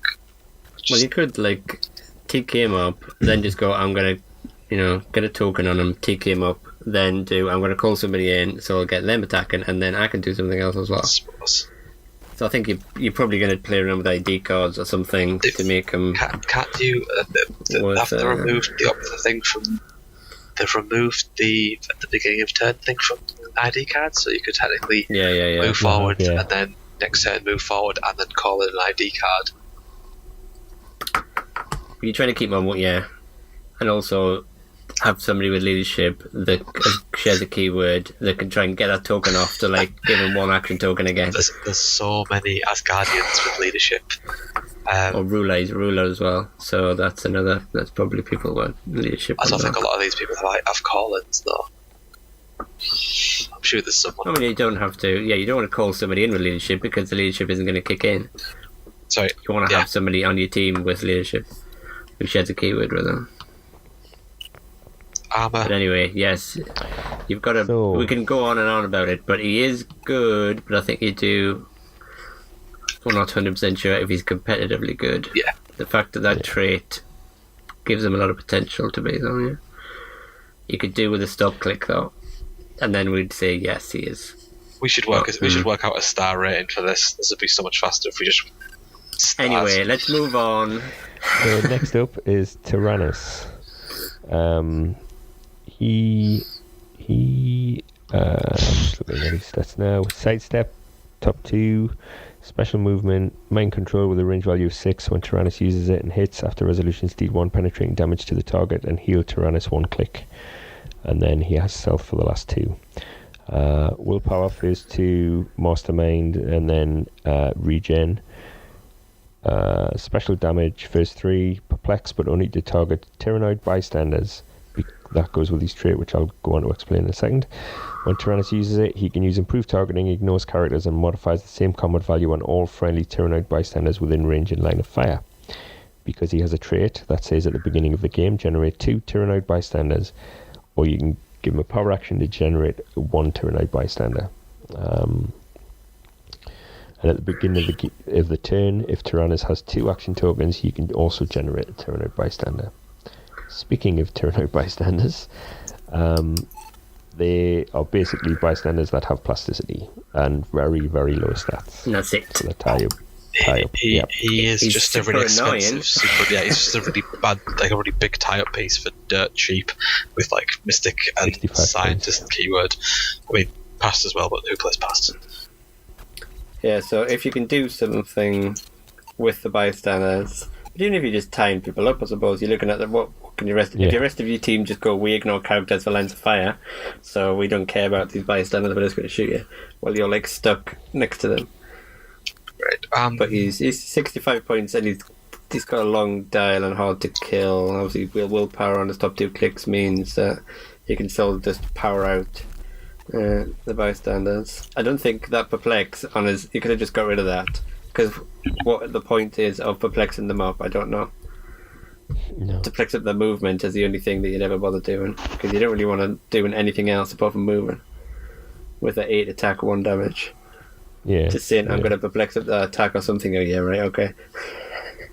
And then he's going to be masterminding off onto them anyway, isn't he? Later on. Mid-dial. Yeah. Yeah, I think it's just, can you weaponize them, the bystanders? Because he's rubbish unless you can actually. Well, I suppose you can just sit there and pump out loads of bystanders, but if they're not actually, they're not doing anything, so the rest of your team's got to do something. Unless He picks up Outwit in the light end of his dial as well, so. Yeah, but you're not going to punch him because he's got 50 different bystanders like in front of him. Yeah, you're not going to get near him. Yeah. So he's like super annoying. I suppose, like, obviously round table helps, but if somebody's got poison or something, if you're playing against anybody that can pick up power and go, I'm just going to poison all these guys stand next to me. Okay. Mm-hmm. So I don't know. He seems a bit pointless. I like my bystander generators, but I want the bystanders to actually do something useful, or for him to have something useful apart from just doing a bystander. Yeah, I would hate to like play somebody who just goes overboard and it's got, I'll play 2 of them. Oh, is he unique? Is he unique? He is unique. Yeah, thank God unique, for that. Yeah. Yeah, that would be extremely annoying. Yeah. He's your kind of piece. He's not my kind of piece, because he's just like, what do you do with him? He's like, I suppose I can sure sit you'll there. find a way. I'm like sick of them. I think bystanders were cool when only 1 or 2 characters did them, and I think everybody just pumping out bystanders and just do nothing. I don't find that very cool. You just cried over Dr. Demonicus and Ant-Man. Well, Dr. Monicus is still around. He's in Nick Fury, but yeah, I'm crying over Ant-Man. Anyway, come on. Keep Okay, crack on. so next up is Zarko the Tomorrow Man. He's 55 points. He has Sidestep on his first click and Phasing Teleport on his last click, and that is the only movement power he has, all his dial. 3 clicks of Pensai to go with his energy shield and his special damage that says Probability Control. When Zarko the Tomorrow Man uses it, he can target characters with his Guardian keyword regardless of range and line of fire. Then he picks up Standard Prob after that with Super Senses. He has a trait called Time Cube. At the beginning of your turn, choose 1. You may generate a time marker in Zarko the Tomorrow Man square, or you can place him into another square with a time marker and heal him 1 click. Then remove that time marker from the map. He's very good with 55 points, especially if you're facing any Asgardians. He's incredibly cool. Obviously, yeah, he is, and he's like that long dial, 6 clicks. 6 clicks long, Yeah, and the fact that he can just pop about with his marker and then heal himself as well. So beginning of your turn, you can place it there, wander about, and then I'm just going to move back here, heal myself if you haven't one-shotted us. The fact it's not just 1, like the fact that you can have like 10 time markers everywhere on the map is awesome. Yeah, because you only remove it when you Pop to it. fit into that square. So you just first turn, I'll put 1 in the starting zone and I'll sidestep up. You just be sidestepping it up and just popping them down until you need it. And it's just like, I'm just going to keep bouncing away backwards. Yeah, it's hard to get the points off as well. And then especially if you're Asgardian, you just go, I don't really need to get anywhere near you. Just, I'll prob you from way over here. It's cool. Yeah, very cool. Okay. Next up, Ajax. This is one of the other Eternals. Power Cosmic, 110 points. Blazing Teleport, pretty much all along his tail except for his middle 2 clicks. And that gives him plasticity. With that plasticity, he gets Incap and Combat Reflexes. He gets a special damage for his first 4. That gives him probability control, and he may use it a second time during your turn if the first use targeted a character with the Eternal keyword. He gets that trait that all the Eternals get, the can't use Power Cosmic team ability, but can use Perplex and Willpower. He gets another trait that says, when placing objects during game setup, if you did not choose the map, you may place your opponent's objects, which is super annoying. And on his last 2 clicks, he gets a special defense that gives him regen and toughness to go with his close combat expert. Too expensive. 6 clicks. Thoughts? Well, Yeah, he's got the points. double perplex and then a double prob. The fact, I think, if objects get super popular, you might see somebody playing him just to go, well, I'm placing your objects. Isn't there someone But cheaper? a theme team give you... But Mr. Nobody, though. Yeah, but Mr. he's Nobody cheaper, doesn't do isn't very much. He does, I've got prob twice. But Mr. Nobody's half his and points. Perplex. I know, but he's 55. He is half his points. And I suppose on this guy, you have to win map and stick him on, because otherwise they could say, well, I'll let you pick map. So unless you're playing him on a team that really enjoys having the particular map or something. But I mean, Mr. Nobody did you won't do get stuff. Yeah, but the only stuff that he does He's is going to wacky. be power action. Yeah, he's wacky, and I love Grant Morrison's Doom Patrol, but he doesn't do much apart from objects. It's his keywords, it's his weakness. Tire piece. Yeah, this guy's got like cosmic scientist warrior keywords, so Meh. I quite like him, but I think objects has to be really popular before I'd think of just to annoy people, just to mess them up. But the fact that you can prob twice as well is pretty decent. Only if one of them The was... first one was him. Yeah, so we can prob it. You can prob himself, and then you can prob Yeah. another character, and then if you've got a +2 perplex, or Yeah. give you power cosmic or something, you can get his stats pretty high to make sure he hits stuff. Yeah, it's not terrible, but he's still a lot of the Eternals are going to say the same thing for. Yeah. You know, they're all They all have that decent. trait. They all have that. They're all middle-aged. Yeah, they all do something slightly different. Yeah. Yeah, well, we've got another Eternal up next in Icarus. Again, has that Channel Cosmic Energy trait that we just mentioned. He starts off with charge and then sidestep and then charge and then sidestep and then phase and teleport. Special attack power gives him super strength and TK.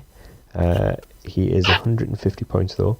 Impervious for first 3 clicks and then a special damage for his first 4, which gives him leadership, and when he uses it and succeeds, you can remove all action tokens from all adjacent friendly characters with the Eternal keyword. Special defense on his last 2 that gives him regen and toughness. Favourite one so far of the Eternals. Still not very good as far as the good market, but he's alright. Yeah, I'll just repeat what I said about the other Eternals. Yeah, he's alright. He's alright. He does okay. He's got decent stats. He can use perplex. He can do stuff. Hey. He's got slightly longer dial, but he's slightly more expensive. Yeah. Another Eternal now. I'm just going to repeat what I say about the last one. Makari. Same trait. His special movement that he gets for 4 clicks of his 6 clicks dial is 140 points. Hypersonic speed, can only make close attacks. He has precision strike for 3 of those clicks and super senses and prob for 3 of those clicks. Special defense on his back last 2, regen and toughness, the same as the others. I like this one. I'll just repeat. There's a lot of. Yeah. I mean, there's a lot. Because you like use. hypersonic. Yeah, but there's a lot you can do with going. I'll have 14 movement and have like 11 attack with prob control and precision strike and 5 damage, and it's not so much the end of the world if you've not got your power cosmic, if you're fast enough to be able to get around corners and not be seen. But he's just got such a glass jaw, and again, it's just really expensive. That's fine. Yeah. Yeah. I don't know. I like the hypersonic prob. You could do with some damage reduction. That's the only thing. But Yeah. Next up, Volstagg. He has a special movement. He can play him at 2 point values. You can play him at 90 points, and you can play him at 60 points. At 90 points, you get an extra 2 clicks of health. He has a special movement for his first 4. Charge, plasticity, and when he uses charge and hits an opposing character after resolutions, each friendly character with the Asgardian keyword adjacent to him at the start of the action can't take more than 1 damage from an attack until your next turn. He gets Quake to go with that charge, and Top Dial Impervious with a 19 defense. That's at 90 points. I think he's like slow and fat. That's the only problem. He's got a great like special power if you can pull that off. Yeah. I think you need with the He's only Warriors. got a 7 movement, I know. so- Or if you play him at low points, he's got a 6 movement 6 movement, yeah. with a 9 attack, so you're not going to like hit anything. Yeah. Does Asgardians have any multi-taxis? Do you have the Warriors 3 with a multi-taxi or something like that? Because if they all have to move up by themselves, they're rubbish. Yeah, exactly So- that. If there was a multi-taxi like one, or I don't know if there is. I don't Can't think of of any. Don't think there is. Not the Asgardian ones. Yeah, I'd be struggling to play them really, because just having everybody charge, that never goes well. Yeah. But it's great if you can pull it off, but you're not gonna. Okay, well, up next is another member of the Wrecking Crew. 125 points. This one is Wrecker. You can play him at 2 point values, 125 points and 75. At 125, he has 4 clicks of charge and super strength, 2 clicks of invincible and impervious, and then after those he drops to flurry, invulnerability and battle fury.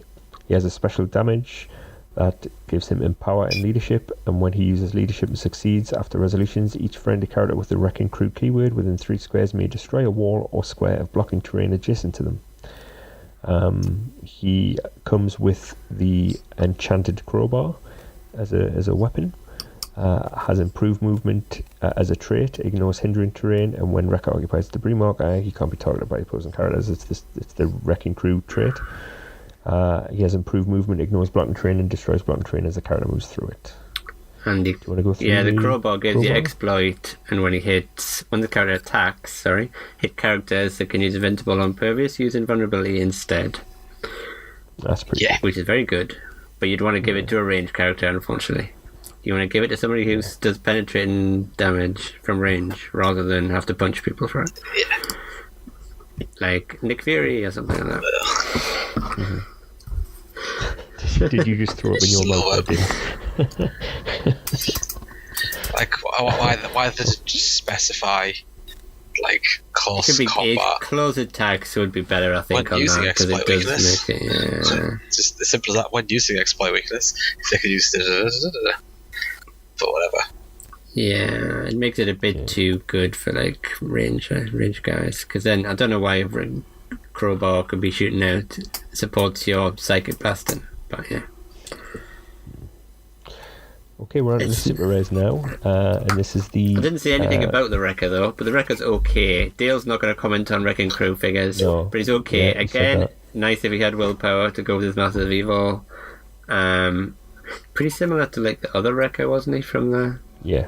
I think I've played him 1 or 2 times. The fact that he's more points, but he gives out empower, and he has like leadership powers or support powers and stuff, but still not fantastic. Anyway, now you can go on. So next, as I say, is a super rare. It's the first of the title character. There's 2 title characters in this set. The first one is Thor Odinson. Hypersonic speed, then drops to running shot, then drops to charge. He has super strength when he has hypersonic speed. He has precision strike when he has running shot, and he picks up super strength again when he has charge. Invincible, invulnerable, impervious in that order. Don't read out all of the text from title characters. I'm not going to read all the text from the title characters. He has, obviously, we all know how title characters work by now. His special black open book, his +1 is Bring the Lightning. When Thor Odinson targets and hits a single opposing character with a ranged attack this turn, after resolutions once per turn, he may make a ranged attack targeting a different opposing character. Nope, read that wrong, sorry. No, that's No, I right. didn't. Yeah, No, that's right. That's right. Yeah. His -1, his white open book, is restore the lost Asgardians. Place adjacent another friendly character with the Asgardian keyword. If you do, heal both Thor Odinson and that character 1 click. And his big power, his -8, is God of Thunder. For the rest of the game, as long as Thor Odinson is on the map, when an opposing character would get an action token, it gets 2 action tokens instead. He starts with 3 plot points. When he's KO'd, friendly characters can't move or make attacks during the next turn. Yeah, I think I was talking to Dale that the +1 and -1s are really good. Because you can get a couple of attacks. You do, because especially with it on his early hypersonic dial, that gives him, I can run up with 11 movement and then shoot you from 4 squares away, and then I'll give myself a +1 with a free action and I'll shoot somebody else. Or alternatively, I'll just teleport this Asgardian right next to me and they will do something funky because they haven't been carried or anything, so they can still act. Yeah. I think Dale had mentioned the Warriors 3, like Hogan or something. Yeah. So Hogan comes up, smacks him, and then Thor can charge for free. So that's another cool. Yeah, the fact that he can do, and I'm sure there's going to be combos of other figures you can go through and find stuff that work really well with him. Yeah. He's 175 points as well. He is a lot, but it is a long. Is that the most expensive title character we've seen so far? Or? Yeah, I think so. It's only been Doctor Strange and Deadpool. Is it 2, isn't it? Deadpool, yeah. Obviously, this gun has got Loki in this set as well, but he's low points. Yep. His stats are good. And those 2, I'm not really fussed about the -8 because I can't see getting that far. No. But the fact it comes with 3 plot points, you can just do the I think the -1 is probably because you could just TK him up, and then that's 6 squares, and then it's another 11. I'll just sit the rest of me Asgards in the back, and then he'll be bringing them in just for that. I don't think there's enough. I don't think there's enough good cheap Asgardians. I mean, he's a lot of points, so you can definitely summon your buddy, your secondary attacker to him. Yeah, but I don't think you're gonna get more than 1. But I think just be 2 figures, then yeah, that's fine. I mean, he does that, and then he goes out to 2, and then for the rest of the game, all he's going around is just getting free attacks on everyone and getting higher and higher, and eventually he'll maybe that crazy ability thing where it's like, and you can't do anything.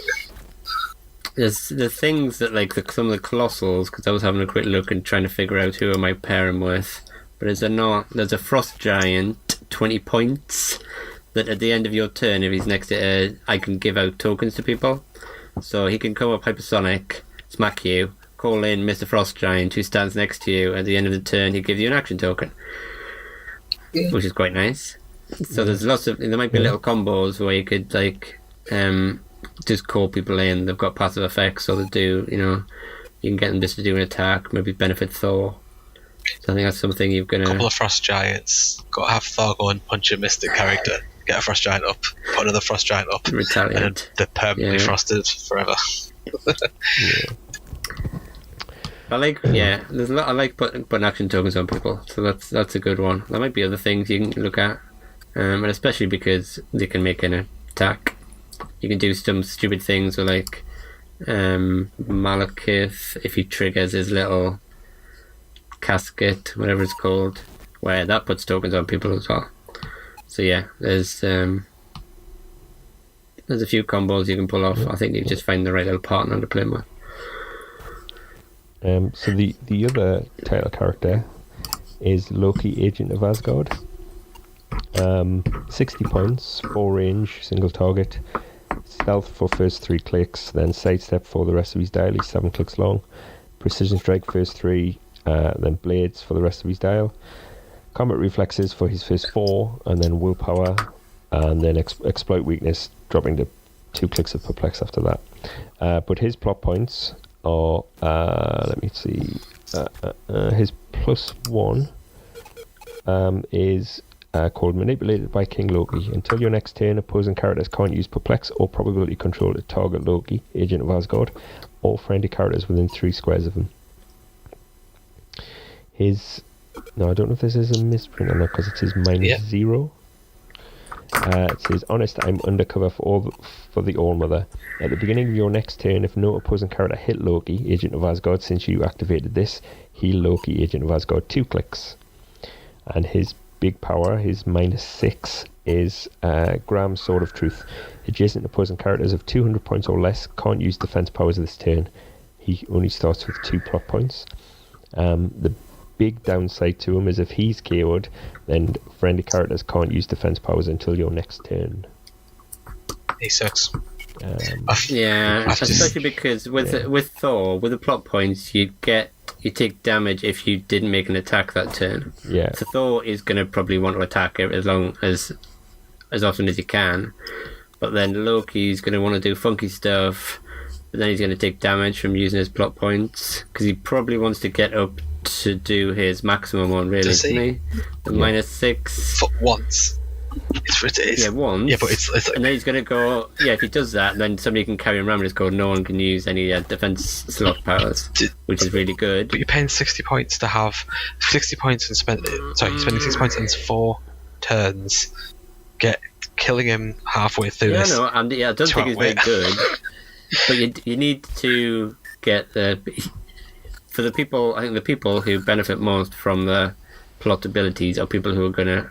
Either Deadpool who can just heal himself every turn anyway to counteract the fact that you're doing yourself damage, or people like Thor who's always going to be an attacking, so he's not going to take the damage for the plot points and having decent plot points.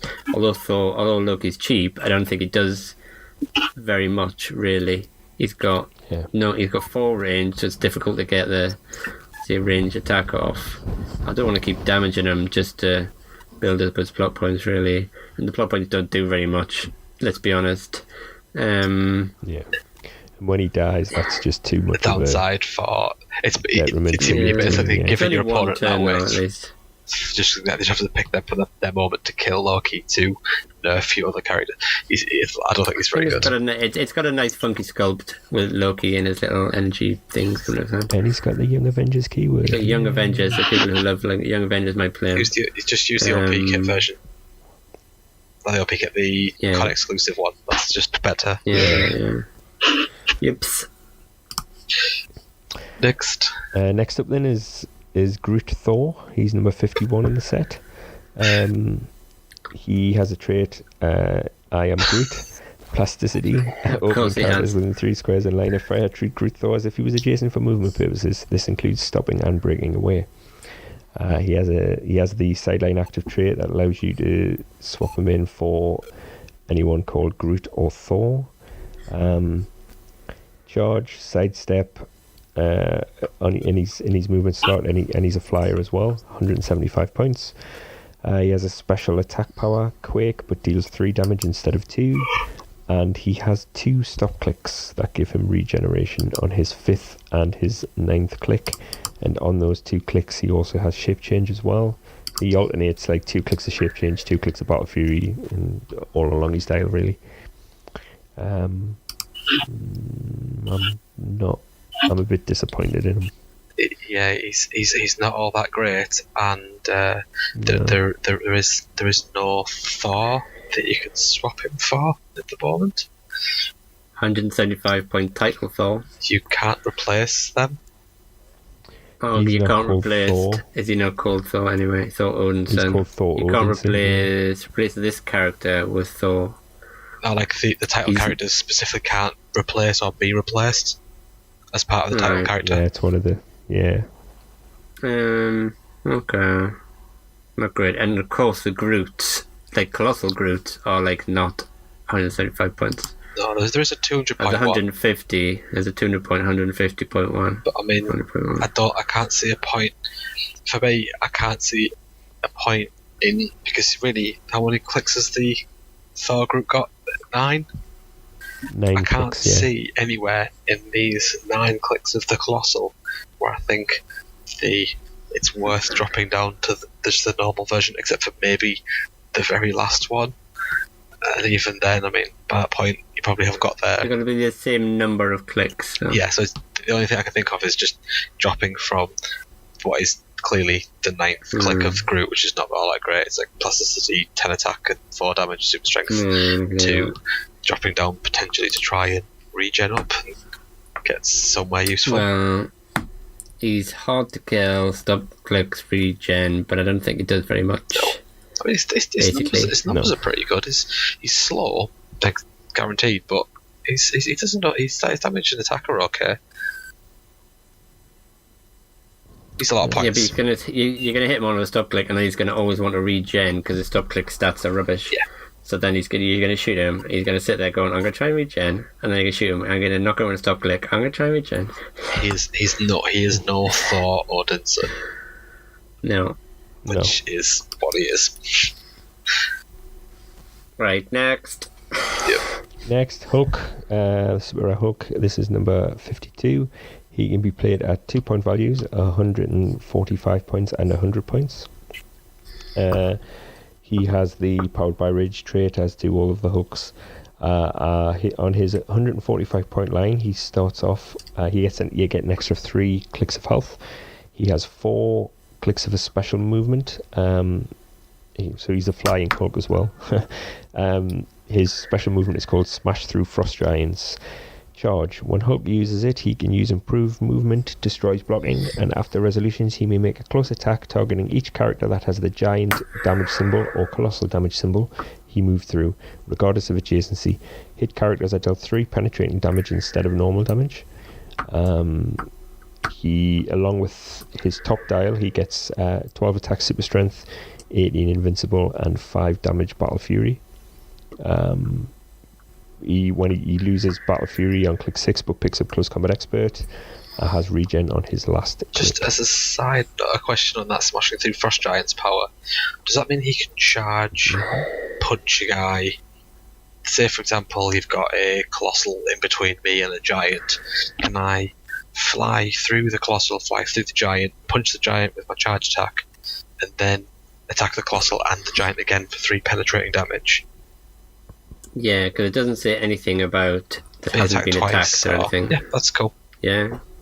You'd have to move through those characters, and he's not the fastest, but He is not. He's only got 5. Charge, range, stop. Well, obviously he's got 9 moves, so you have 5. But you can potentially have more if you like get hit and powered by rage and just fly through people. Yeah. And I was saying before that he has got the shield keyword, so you can use him and as an ID character on the level 7 card. I quite like him, especially as a flyer. He's interesting. I like him a lot.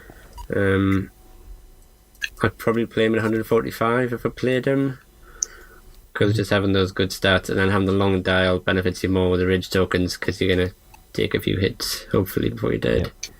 He has a 3 range as well, which is I think you're not going to be using him for that, are you?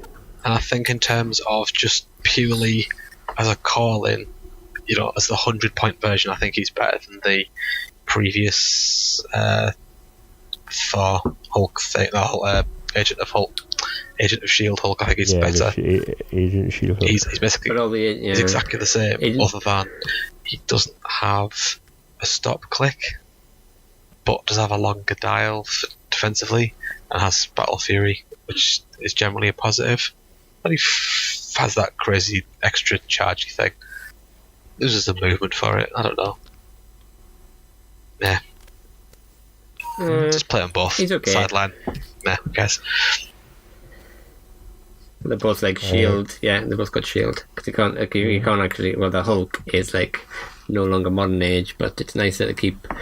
If they include every so often a new guy with shield, then it at least gives you a little bit more use out of your level 7. Yeah, go on. Yeah. Hela is next, 53A. She is 150 points, Mystics 6 range, has 8 clicks of health. She's a flyer within Dome, phasing teleport first 2, then a special movement, which gives her mind control, and when she uses it, she has a range value of 9 with 2 lightning bolts. She also has a trait that says when a non-bystander character is KO'd, heal Hela 1 click, and you may generate a warrior soul bystander normally in an adjacent square or in the character square. She has prob for her first 2 clicks, then has 3 clicks of outwit, and in her last 3 clicks she has exploit weakness and shape change. And when a character of 200 points or less would take damage from a close attack made by Hela, that is a critical hit. Instead, immediately KO that character. That would be if cool I if it roll a wasn't in crit- the last 3 clicks, but yeah. Yeah. If I roll a crit hit, you're dead, regardless. Then- And it's the same warrior soul tokens. I would imagine that. Is. Yeah, they are. That gets generated by other characters. So. She's okay, Yeah, she's okay. but I don't think she's gonna get any like proper. Like she's not gonna get any hardcore players. She's just wildly okay. Yeah. You could play her with like the Loki, who has 0 point characters because they're not bystanders.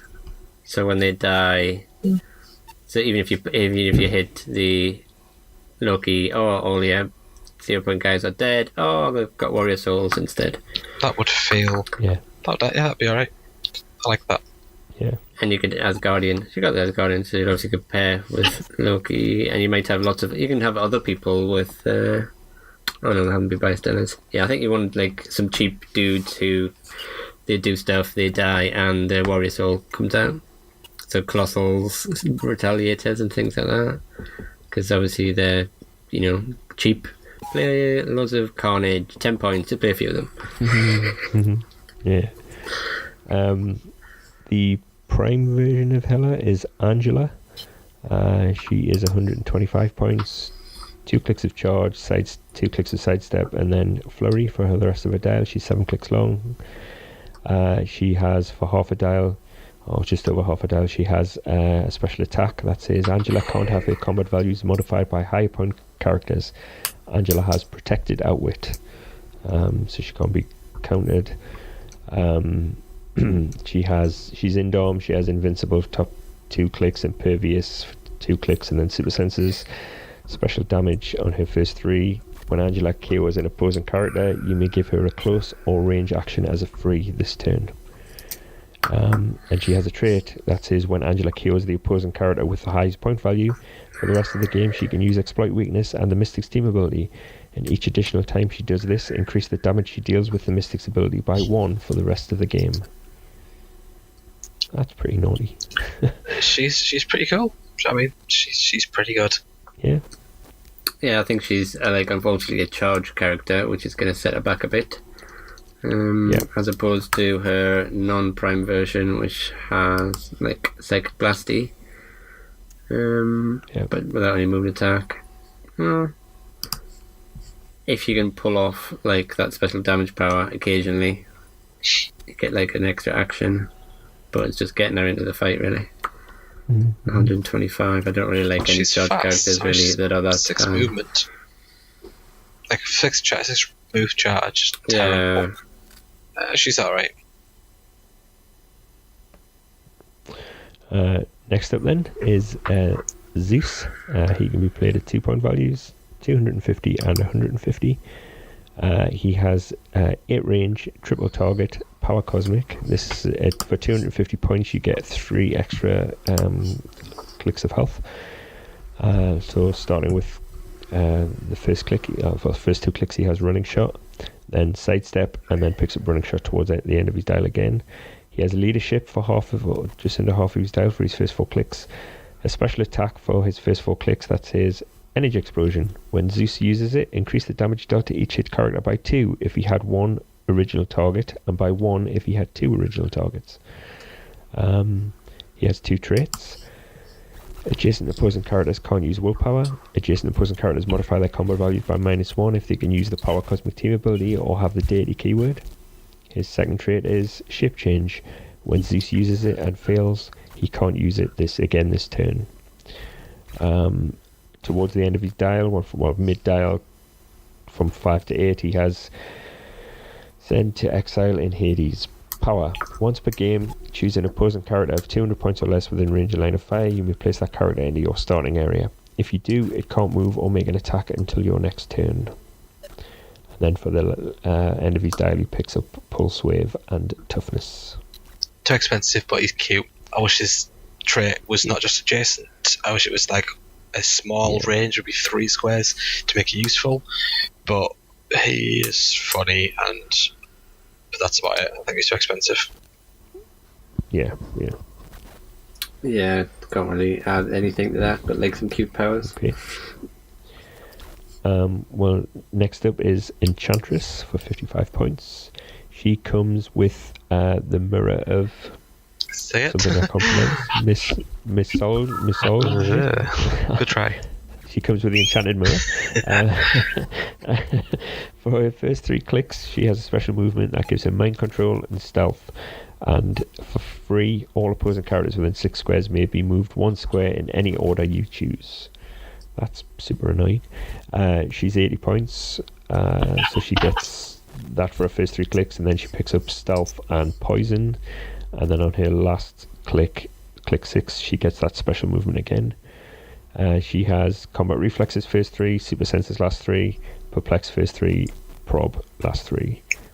Do you want to go through the mirror?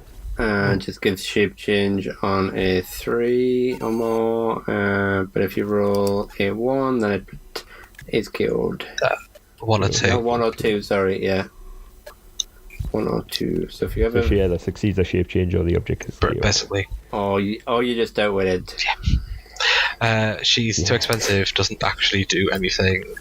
Like, it's funny. She's a very good tie-up piece, because you can just go, I'm just going to move up next to you, I'm going to flex up my defense, and I've got a shape change succeed on a 3, and I can just wiggle people around a little bit. Yeah, Play I'm 1 gonna square, everybody. reposition, just make sure you're adjacent to me, because I'm going to try and tie you up. I just think she's a more expensive, less useful version of Mephisto. That's just Mephisto. Mephisto. That's just that's just me. Yeah, but then she doesn't die very easily. This is true. But at least he has mystics. Yeah. I suppose. And you can make some good use out of that contract thing. And maybe with Warrior Souls out in this thing, there may be use of that as well. Yeah. Certainly there's a good lot of mystical characters as well in this. Okay, well, we'll move on because time's getting on. Yeah. Maestro's next. He can be played at 3 point values, 250, 175 and 100. Basically, he's a chargey character. He has charge and a special movement that gives him charge, flurry and force blast. And if a character Maestro knocks back is stopped by a square of blocking terrain, destroy the terrain and then place that character in that square, and after resolutions deal that character 1 penetrating damage. So he punches people through walls, basically. And he has a special damage that gives him leadership, and when he uses it and succeeds, you may also remove an action token from himself. Or from Maestro. It doesn't, just... he has improved movement, ignores hidden terrain, ignores blocking terrain, and destroys blocking terrain as he moves through it. And a trait called a trophy room full of toys. Colossal stamina. During force construction, you may include up to 3 equipment objects that each cost 10 points or less in your sideline. When placing objects during game setup, you may place one of these objects in addition to your other placed objects. Thoughts? Just I know a lot of the other ones, like all of the wielders have specified you don't pay the points for it. Does Maestro pay the points for his 3 spare ones? I assume not, because you're not. No, because you're putting them on the sideline. Yeah, sideline. Yeah. Yeah, he's okay.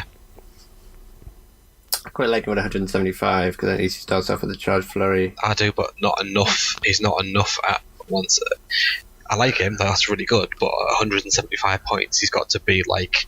That's when you're hitting it. You've got to be able to be the carry, the everything in the team, and he's just not good enough at that. Yeah, I think if you want a big high point Hulk, I think the Chase Hulk from the Avengers Defenders War is the one you'd probably go for, because it's got the stupid stop click that silly high stats. Yeah. I quite like this guy because of the equipment stuff and the fact that he has flurry. And the fact that he can punch you if you've got on the right map, he's going to smack you into walls and deal you more damage. And I can take token of me, and I have colossal stamina as well. So, yeah. I think colossal stamina is going to be everywhere. A lot more useful. Well, because of the ID card, so I'll just call one in every turn. Don't care how many tokens I've got on me, I can keep acting. But I suppose I'm just going to get shot before I get you. But okay, moving on then. Cersei next. She is another Eternal. 150 points. She is 6 clicks long, power cosmic. She has the Eternal trait, the Channel Cosmic Energy trait that the others have. She also has another trait that gives her Barrier, and she may use it as free, but only to place 2 blocking terrain markers that do not have to be adjacent to each other and must be both within 10 squares in line of fire. Special movement, first 2 clicks, give her Stealth Mind Control, and when she uses Mind Control, she has 2 targets and modifies attack by +1 if targeting a single character.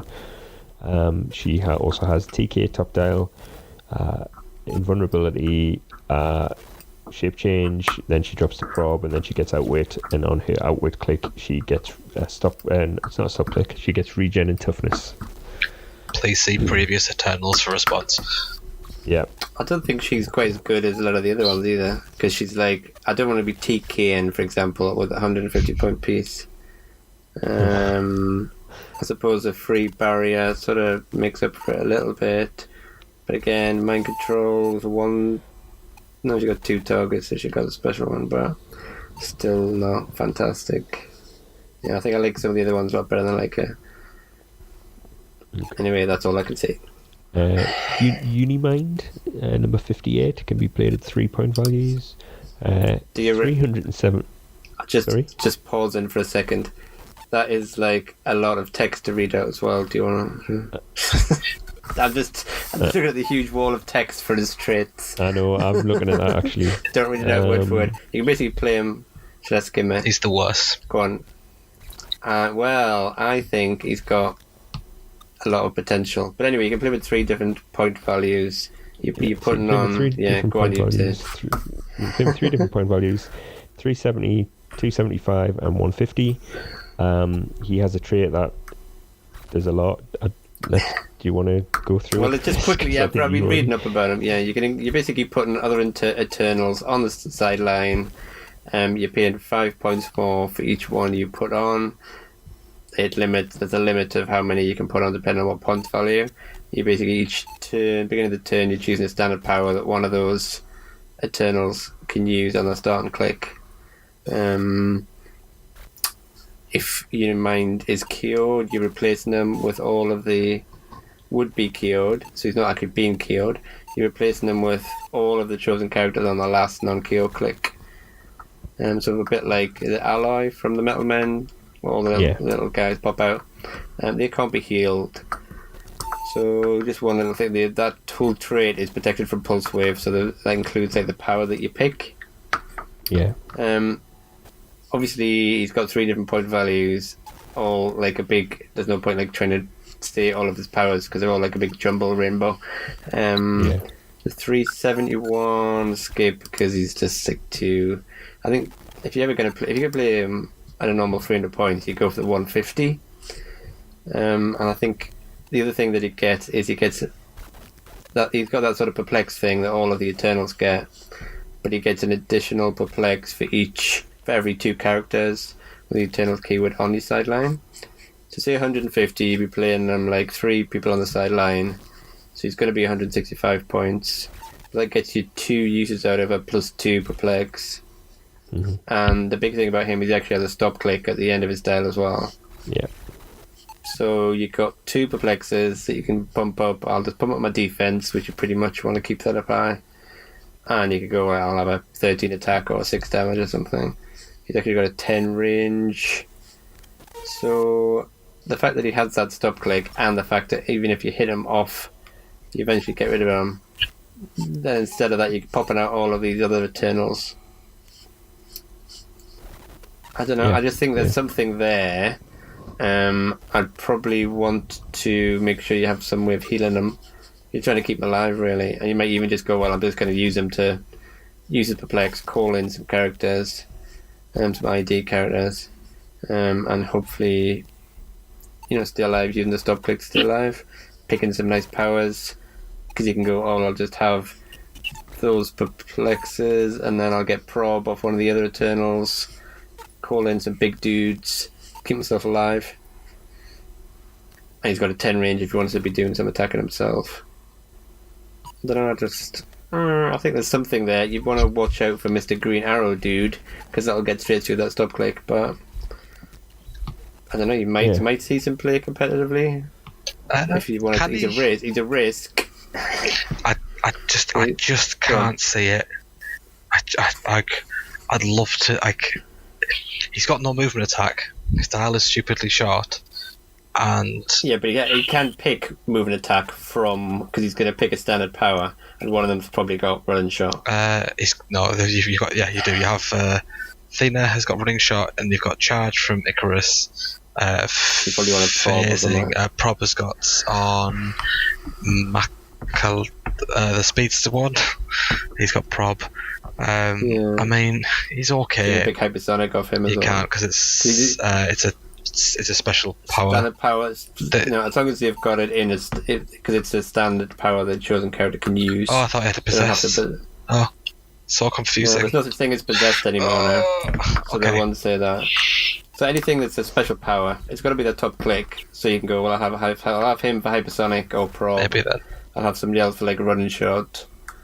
Oh, he's just going to be the He's a glass cannon sort of thing, but he's got that stop click to try and keep him alive. And the fact that then, even if you kill him after that, you're still popping out loads of these other Eternals.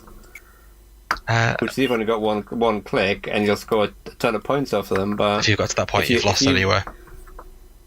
Well, if you've gone, kill them, and if you've got, you haven't killed all these Eternals, and I've still got a few ID cards, and I'm going to be calling kicking out.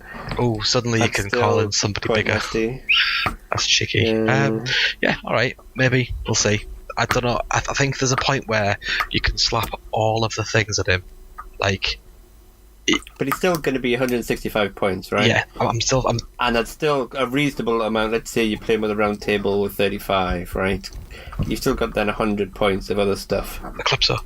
To put with him. Well, I don't know. Has he got long enough? Yeah, but only you only get like 3 clicks out of it. 4 clicks out of it, sorry. And all you're getting really is like proper control and charge. And then that funky blades. You're not going to get that, blades isn't going to help because you don't care about healing. Well, you do, of course, but not like you're going to get on the first couple of clicks anyway, so you're probably not going to be healing on those. I do think there's something out there. It's risky because you've got Green Arrow. I think that's the one thing that you just go, right, you haven't got a stop click anymore, mate.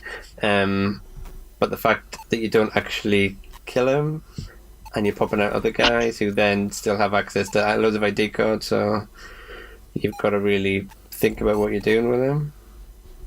I mean, it depends on. Yeah, he's too hard. He's too hard. I'll have to try him. Yeah, I think you have to be fairly confident in what you're doing, because if you mess up badly, then you're in trouble. Because he's only got still 5 clicks. Playing with Peace Machine or something like that. Make sure, right, you were going to hit me. You're not going to hit me on a stop click. So you hit me there. You're going to hit me again to get me on a stop click. Then you hit me again to would-be kill me. But to fire out a bunch of them. Fire out a bunch of Eternals. I suppose you're limiting your own damage. But you then... Yeah. I don't know, I'll play him with, I don't know, Bizarre Green Arrow, something weird, just to go, well, you're going to have to really find it difficult to kill me. I think it's a stop click that, is the thing that makes him sort of playable. Stop click and then break into a million pieces. That's just brutal. I think it's just it's funky stuff that would be going on there. I don't know if any of the Eternals are any good on the last click. They're probably not. I think it's just the fact that they're the high points, and then you can still carpet them. I don't know what the high. Like the ones that you want to put on for the first click, and not the ones you want to have on that last click. Annoyingly, I think is the pattern I'm finding when I'm looking. The fact that you can take powers even though it's just a power built into another power is something that I didn't realise definitely helps. Yeah, because you can just pick a power that they use. Because there's no such thing as possess anymore. So you got quite a few. Yeah, there's a lot of stuff. That's cool. Yeah, and if you can always and because of the fact that perplex persists as well. So you'll go after you've taken damage. So you'll always want to put your defensive thing. So you'll be 20. You hit on the stop click, and you're still a 19 off that with Imperious and Regen.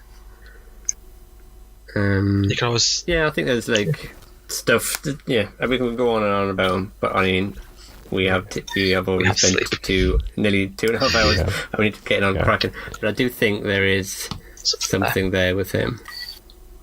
Do we move on? Anyway, So next up is Fandral. He comes with the dueling swords, the dueling sword special object.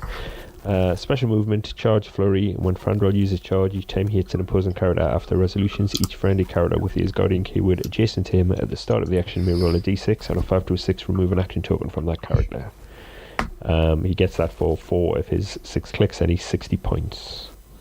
yeah, and the dueling sword is just when he makes a close attack, targeting an opposing character that isn't adjacent to any characters except the attacker, you get +2 to your attack. Okay, so that would knock him up to a 13 attack. Twice. And each hit. Obviously with a flurry. As a each He's got a nice defense there as well. Yeah. Yeah, he's pretty cool. 18 defense with combat. Why does Pretty the cool. question I find is why doesn't he come with a 90-point starting lineup? Yeah, when all the others do. I thought, like, from a law point of view, it was Hogan who was the weakest because he's not a god, whereas the other ones were. Maybe I'm wrong. Maybe it's Fandral. I don't know. No, but nobody does. No one cares about the Warriors 3. I don't know. I don't know. Yeah, I don't know. anyway. Yeah, until you find some way anything of else? having all 3 of them up in one go and keeping theme. Another wrecking crew, so I'm not expecting much to be said about this. 100 points, 0 range, charge, and then force blast, special attack, giant reach 3. When Thunderbolt hits one or more opposing characters after resolutions, modify those characters' combat values by -1 until your next turn, and he comes with the enchanted ball and chain.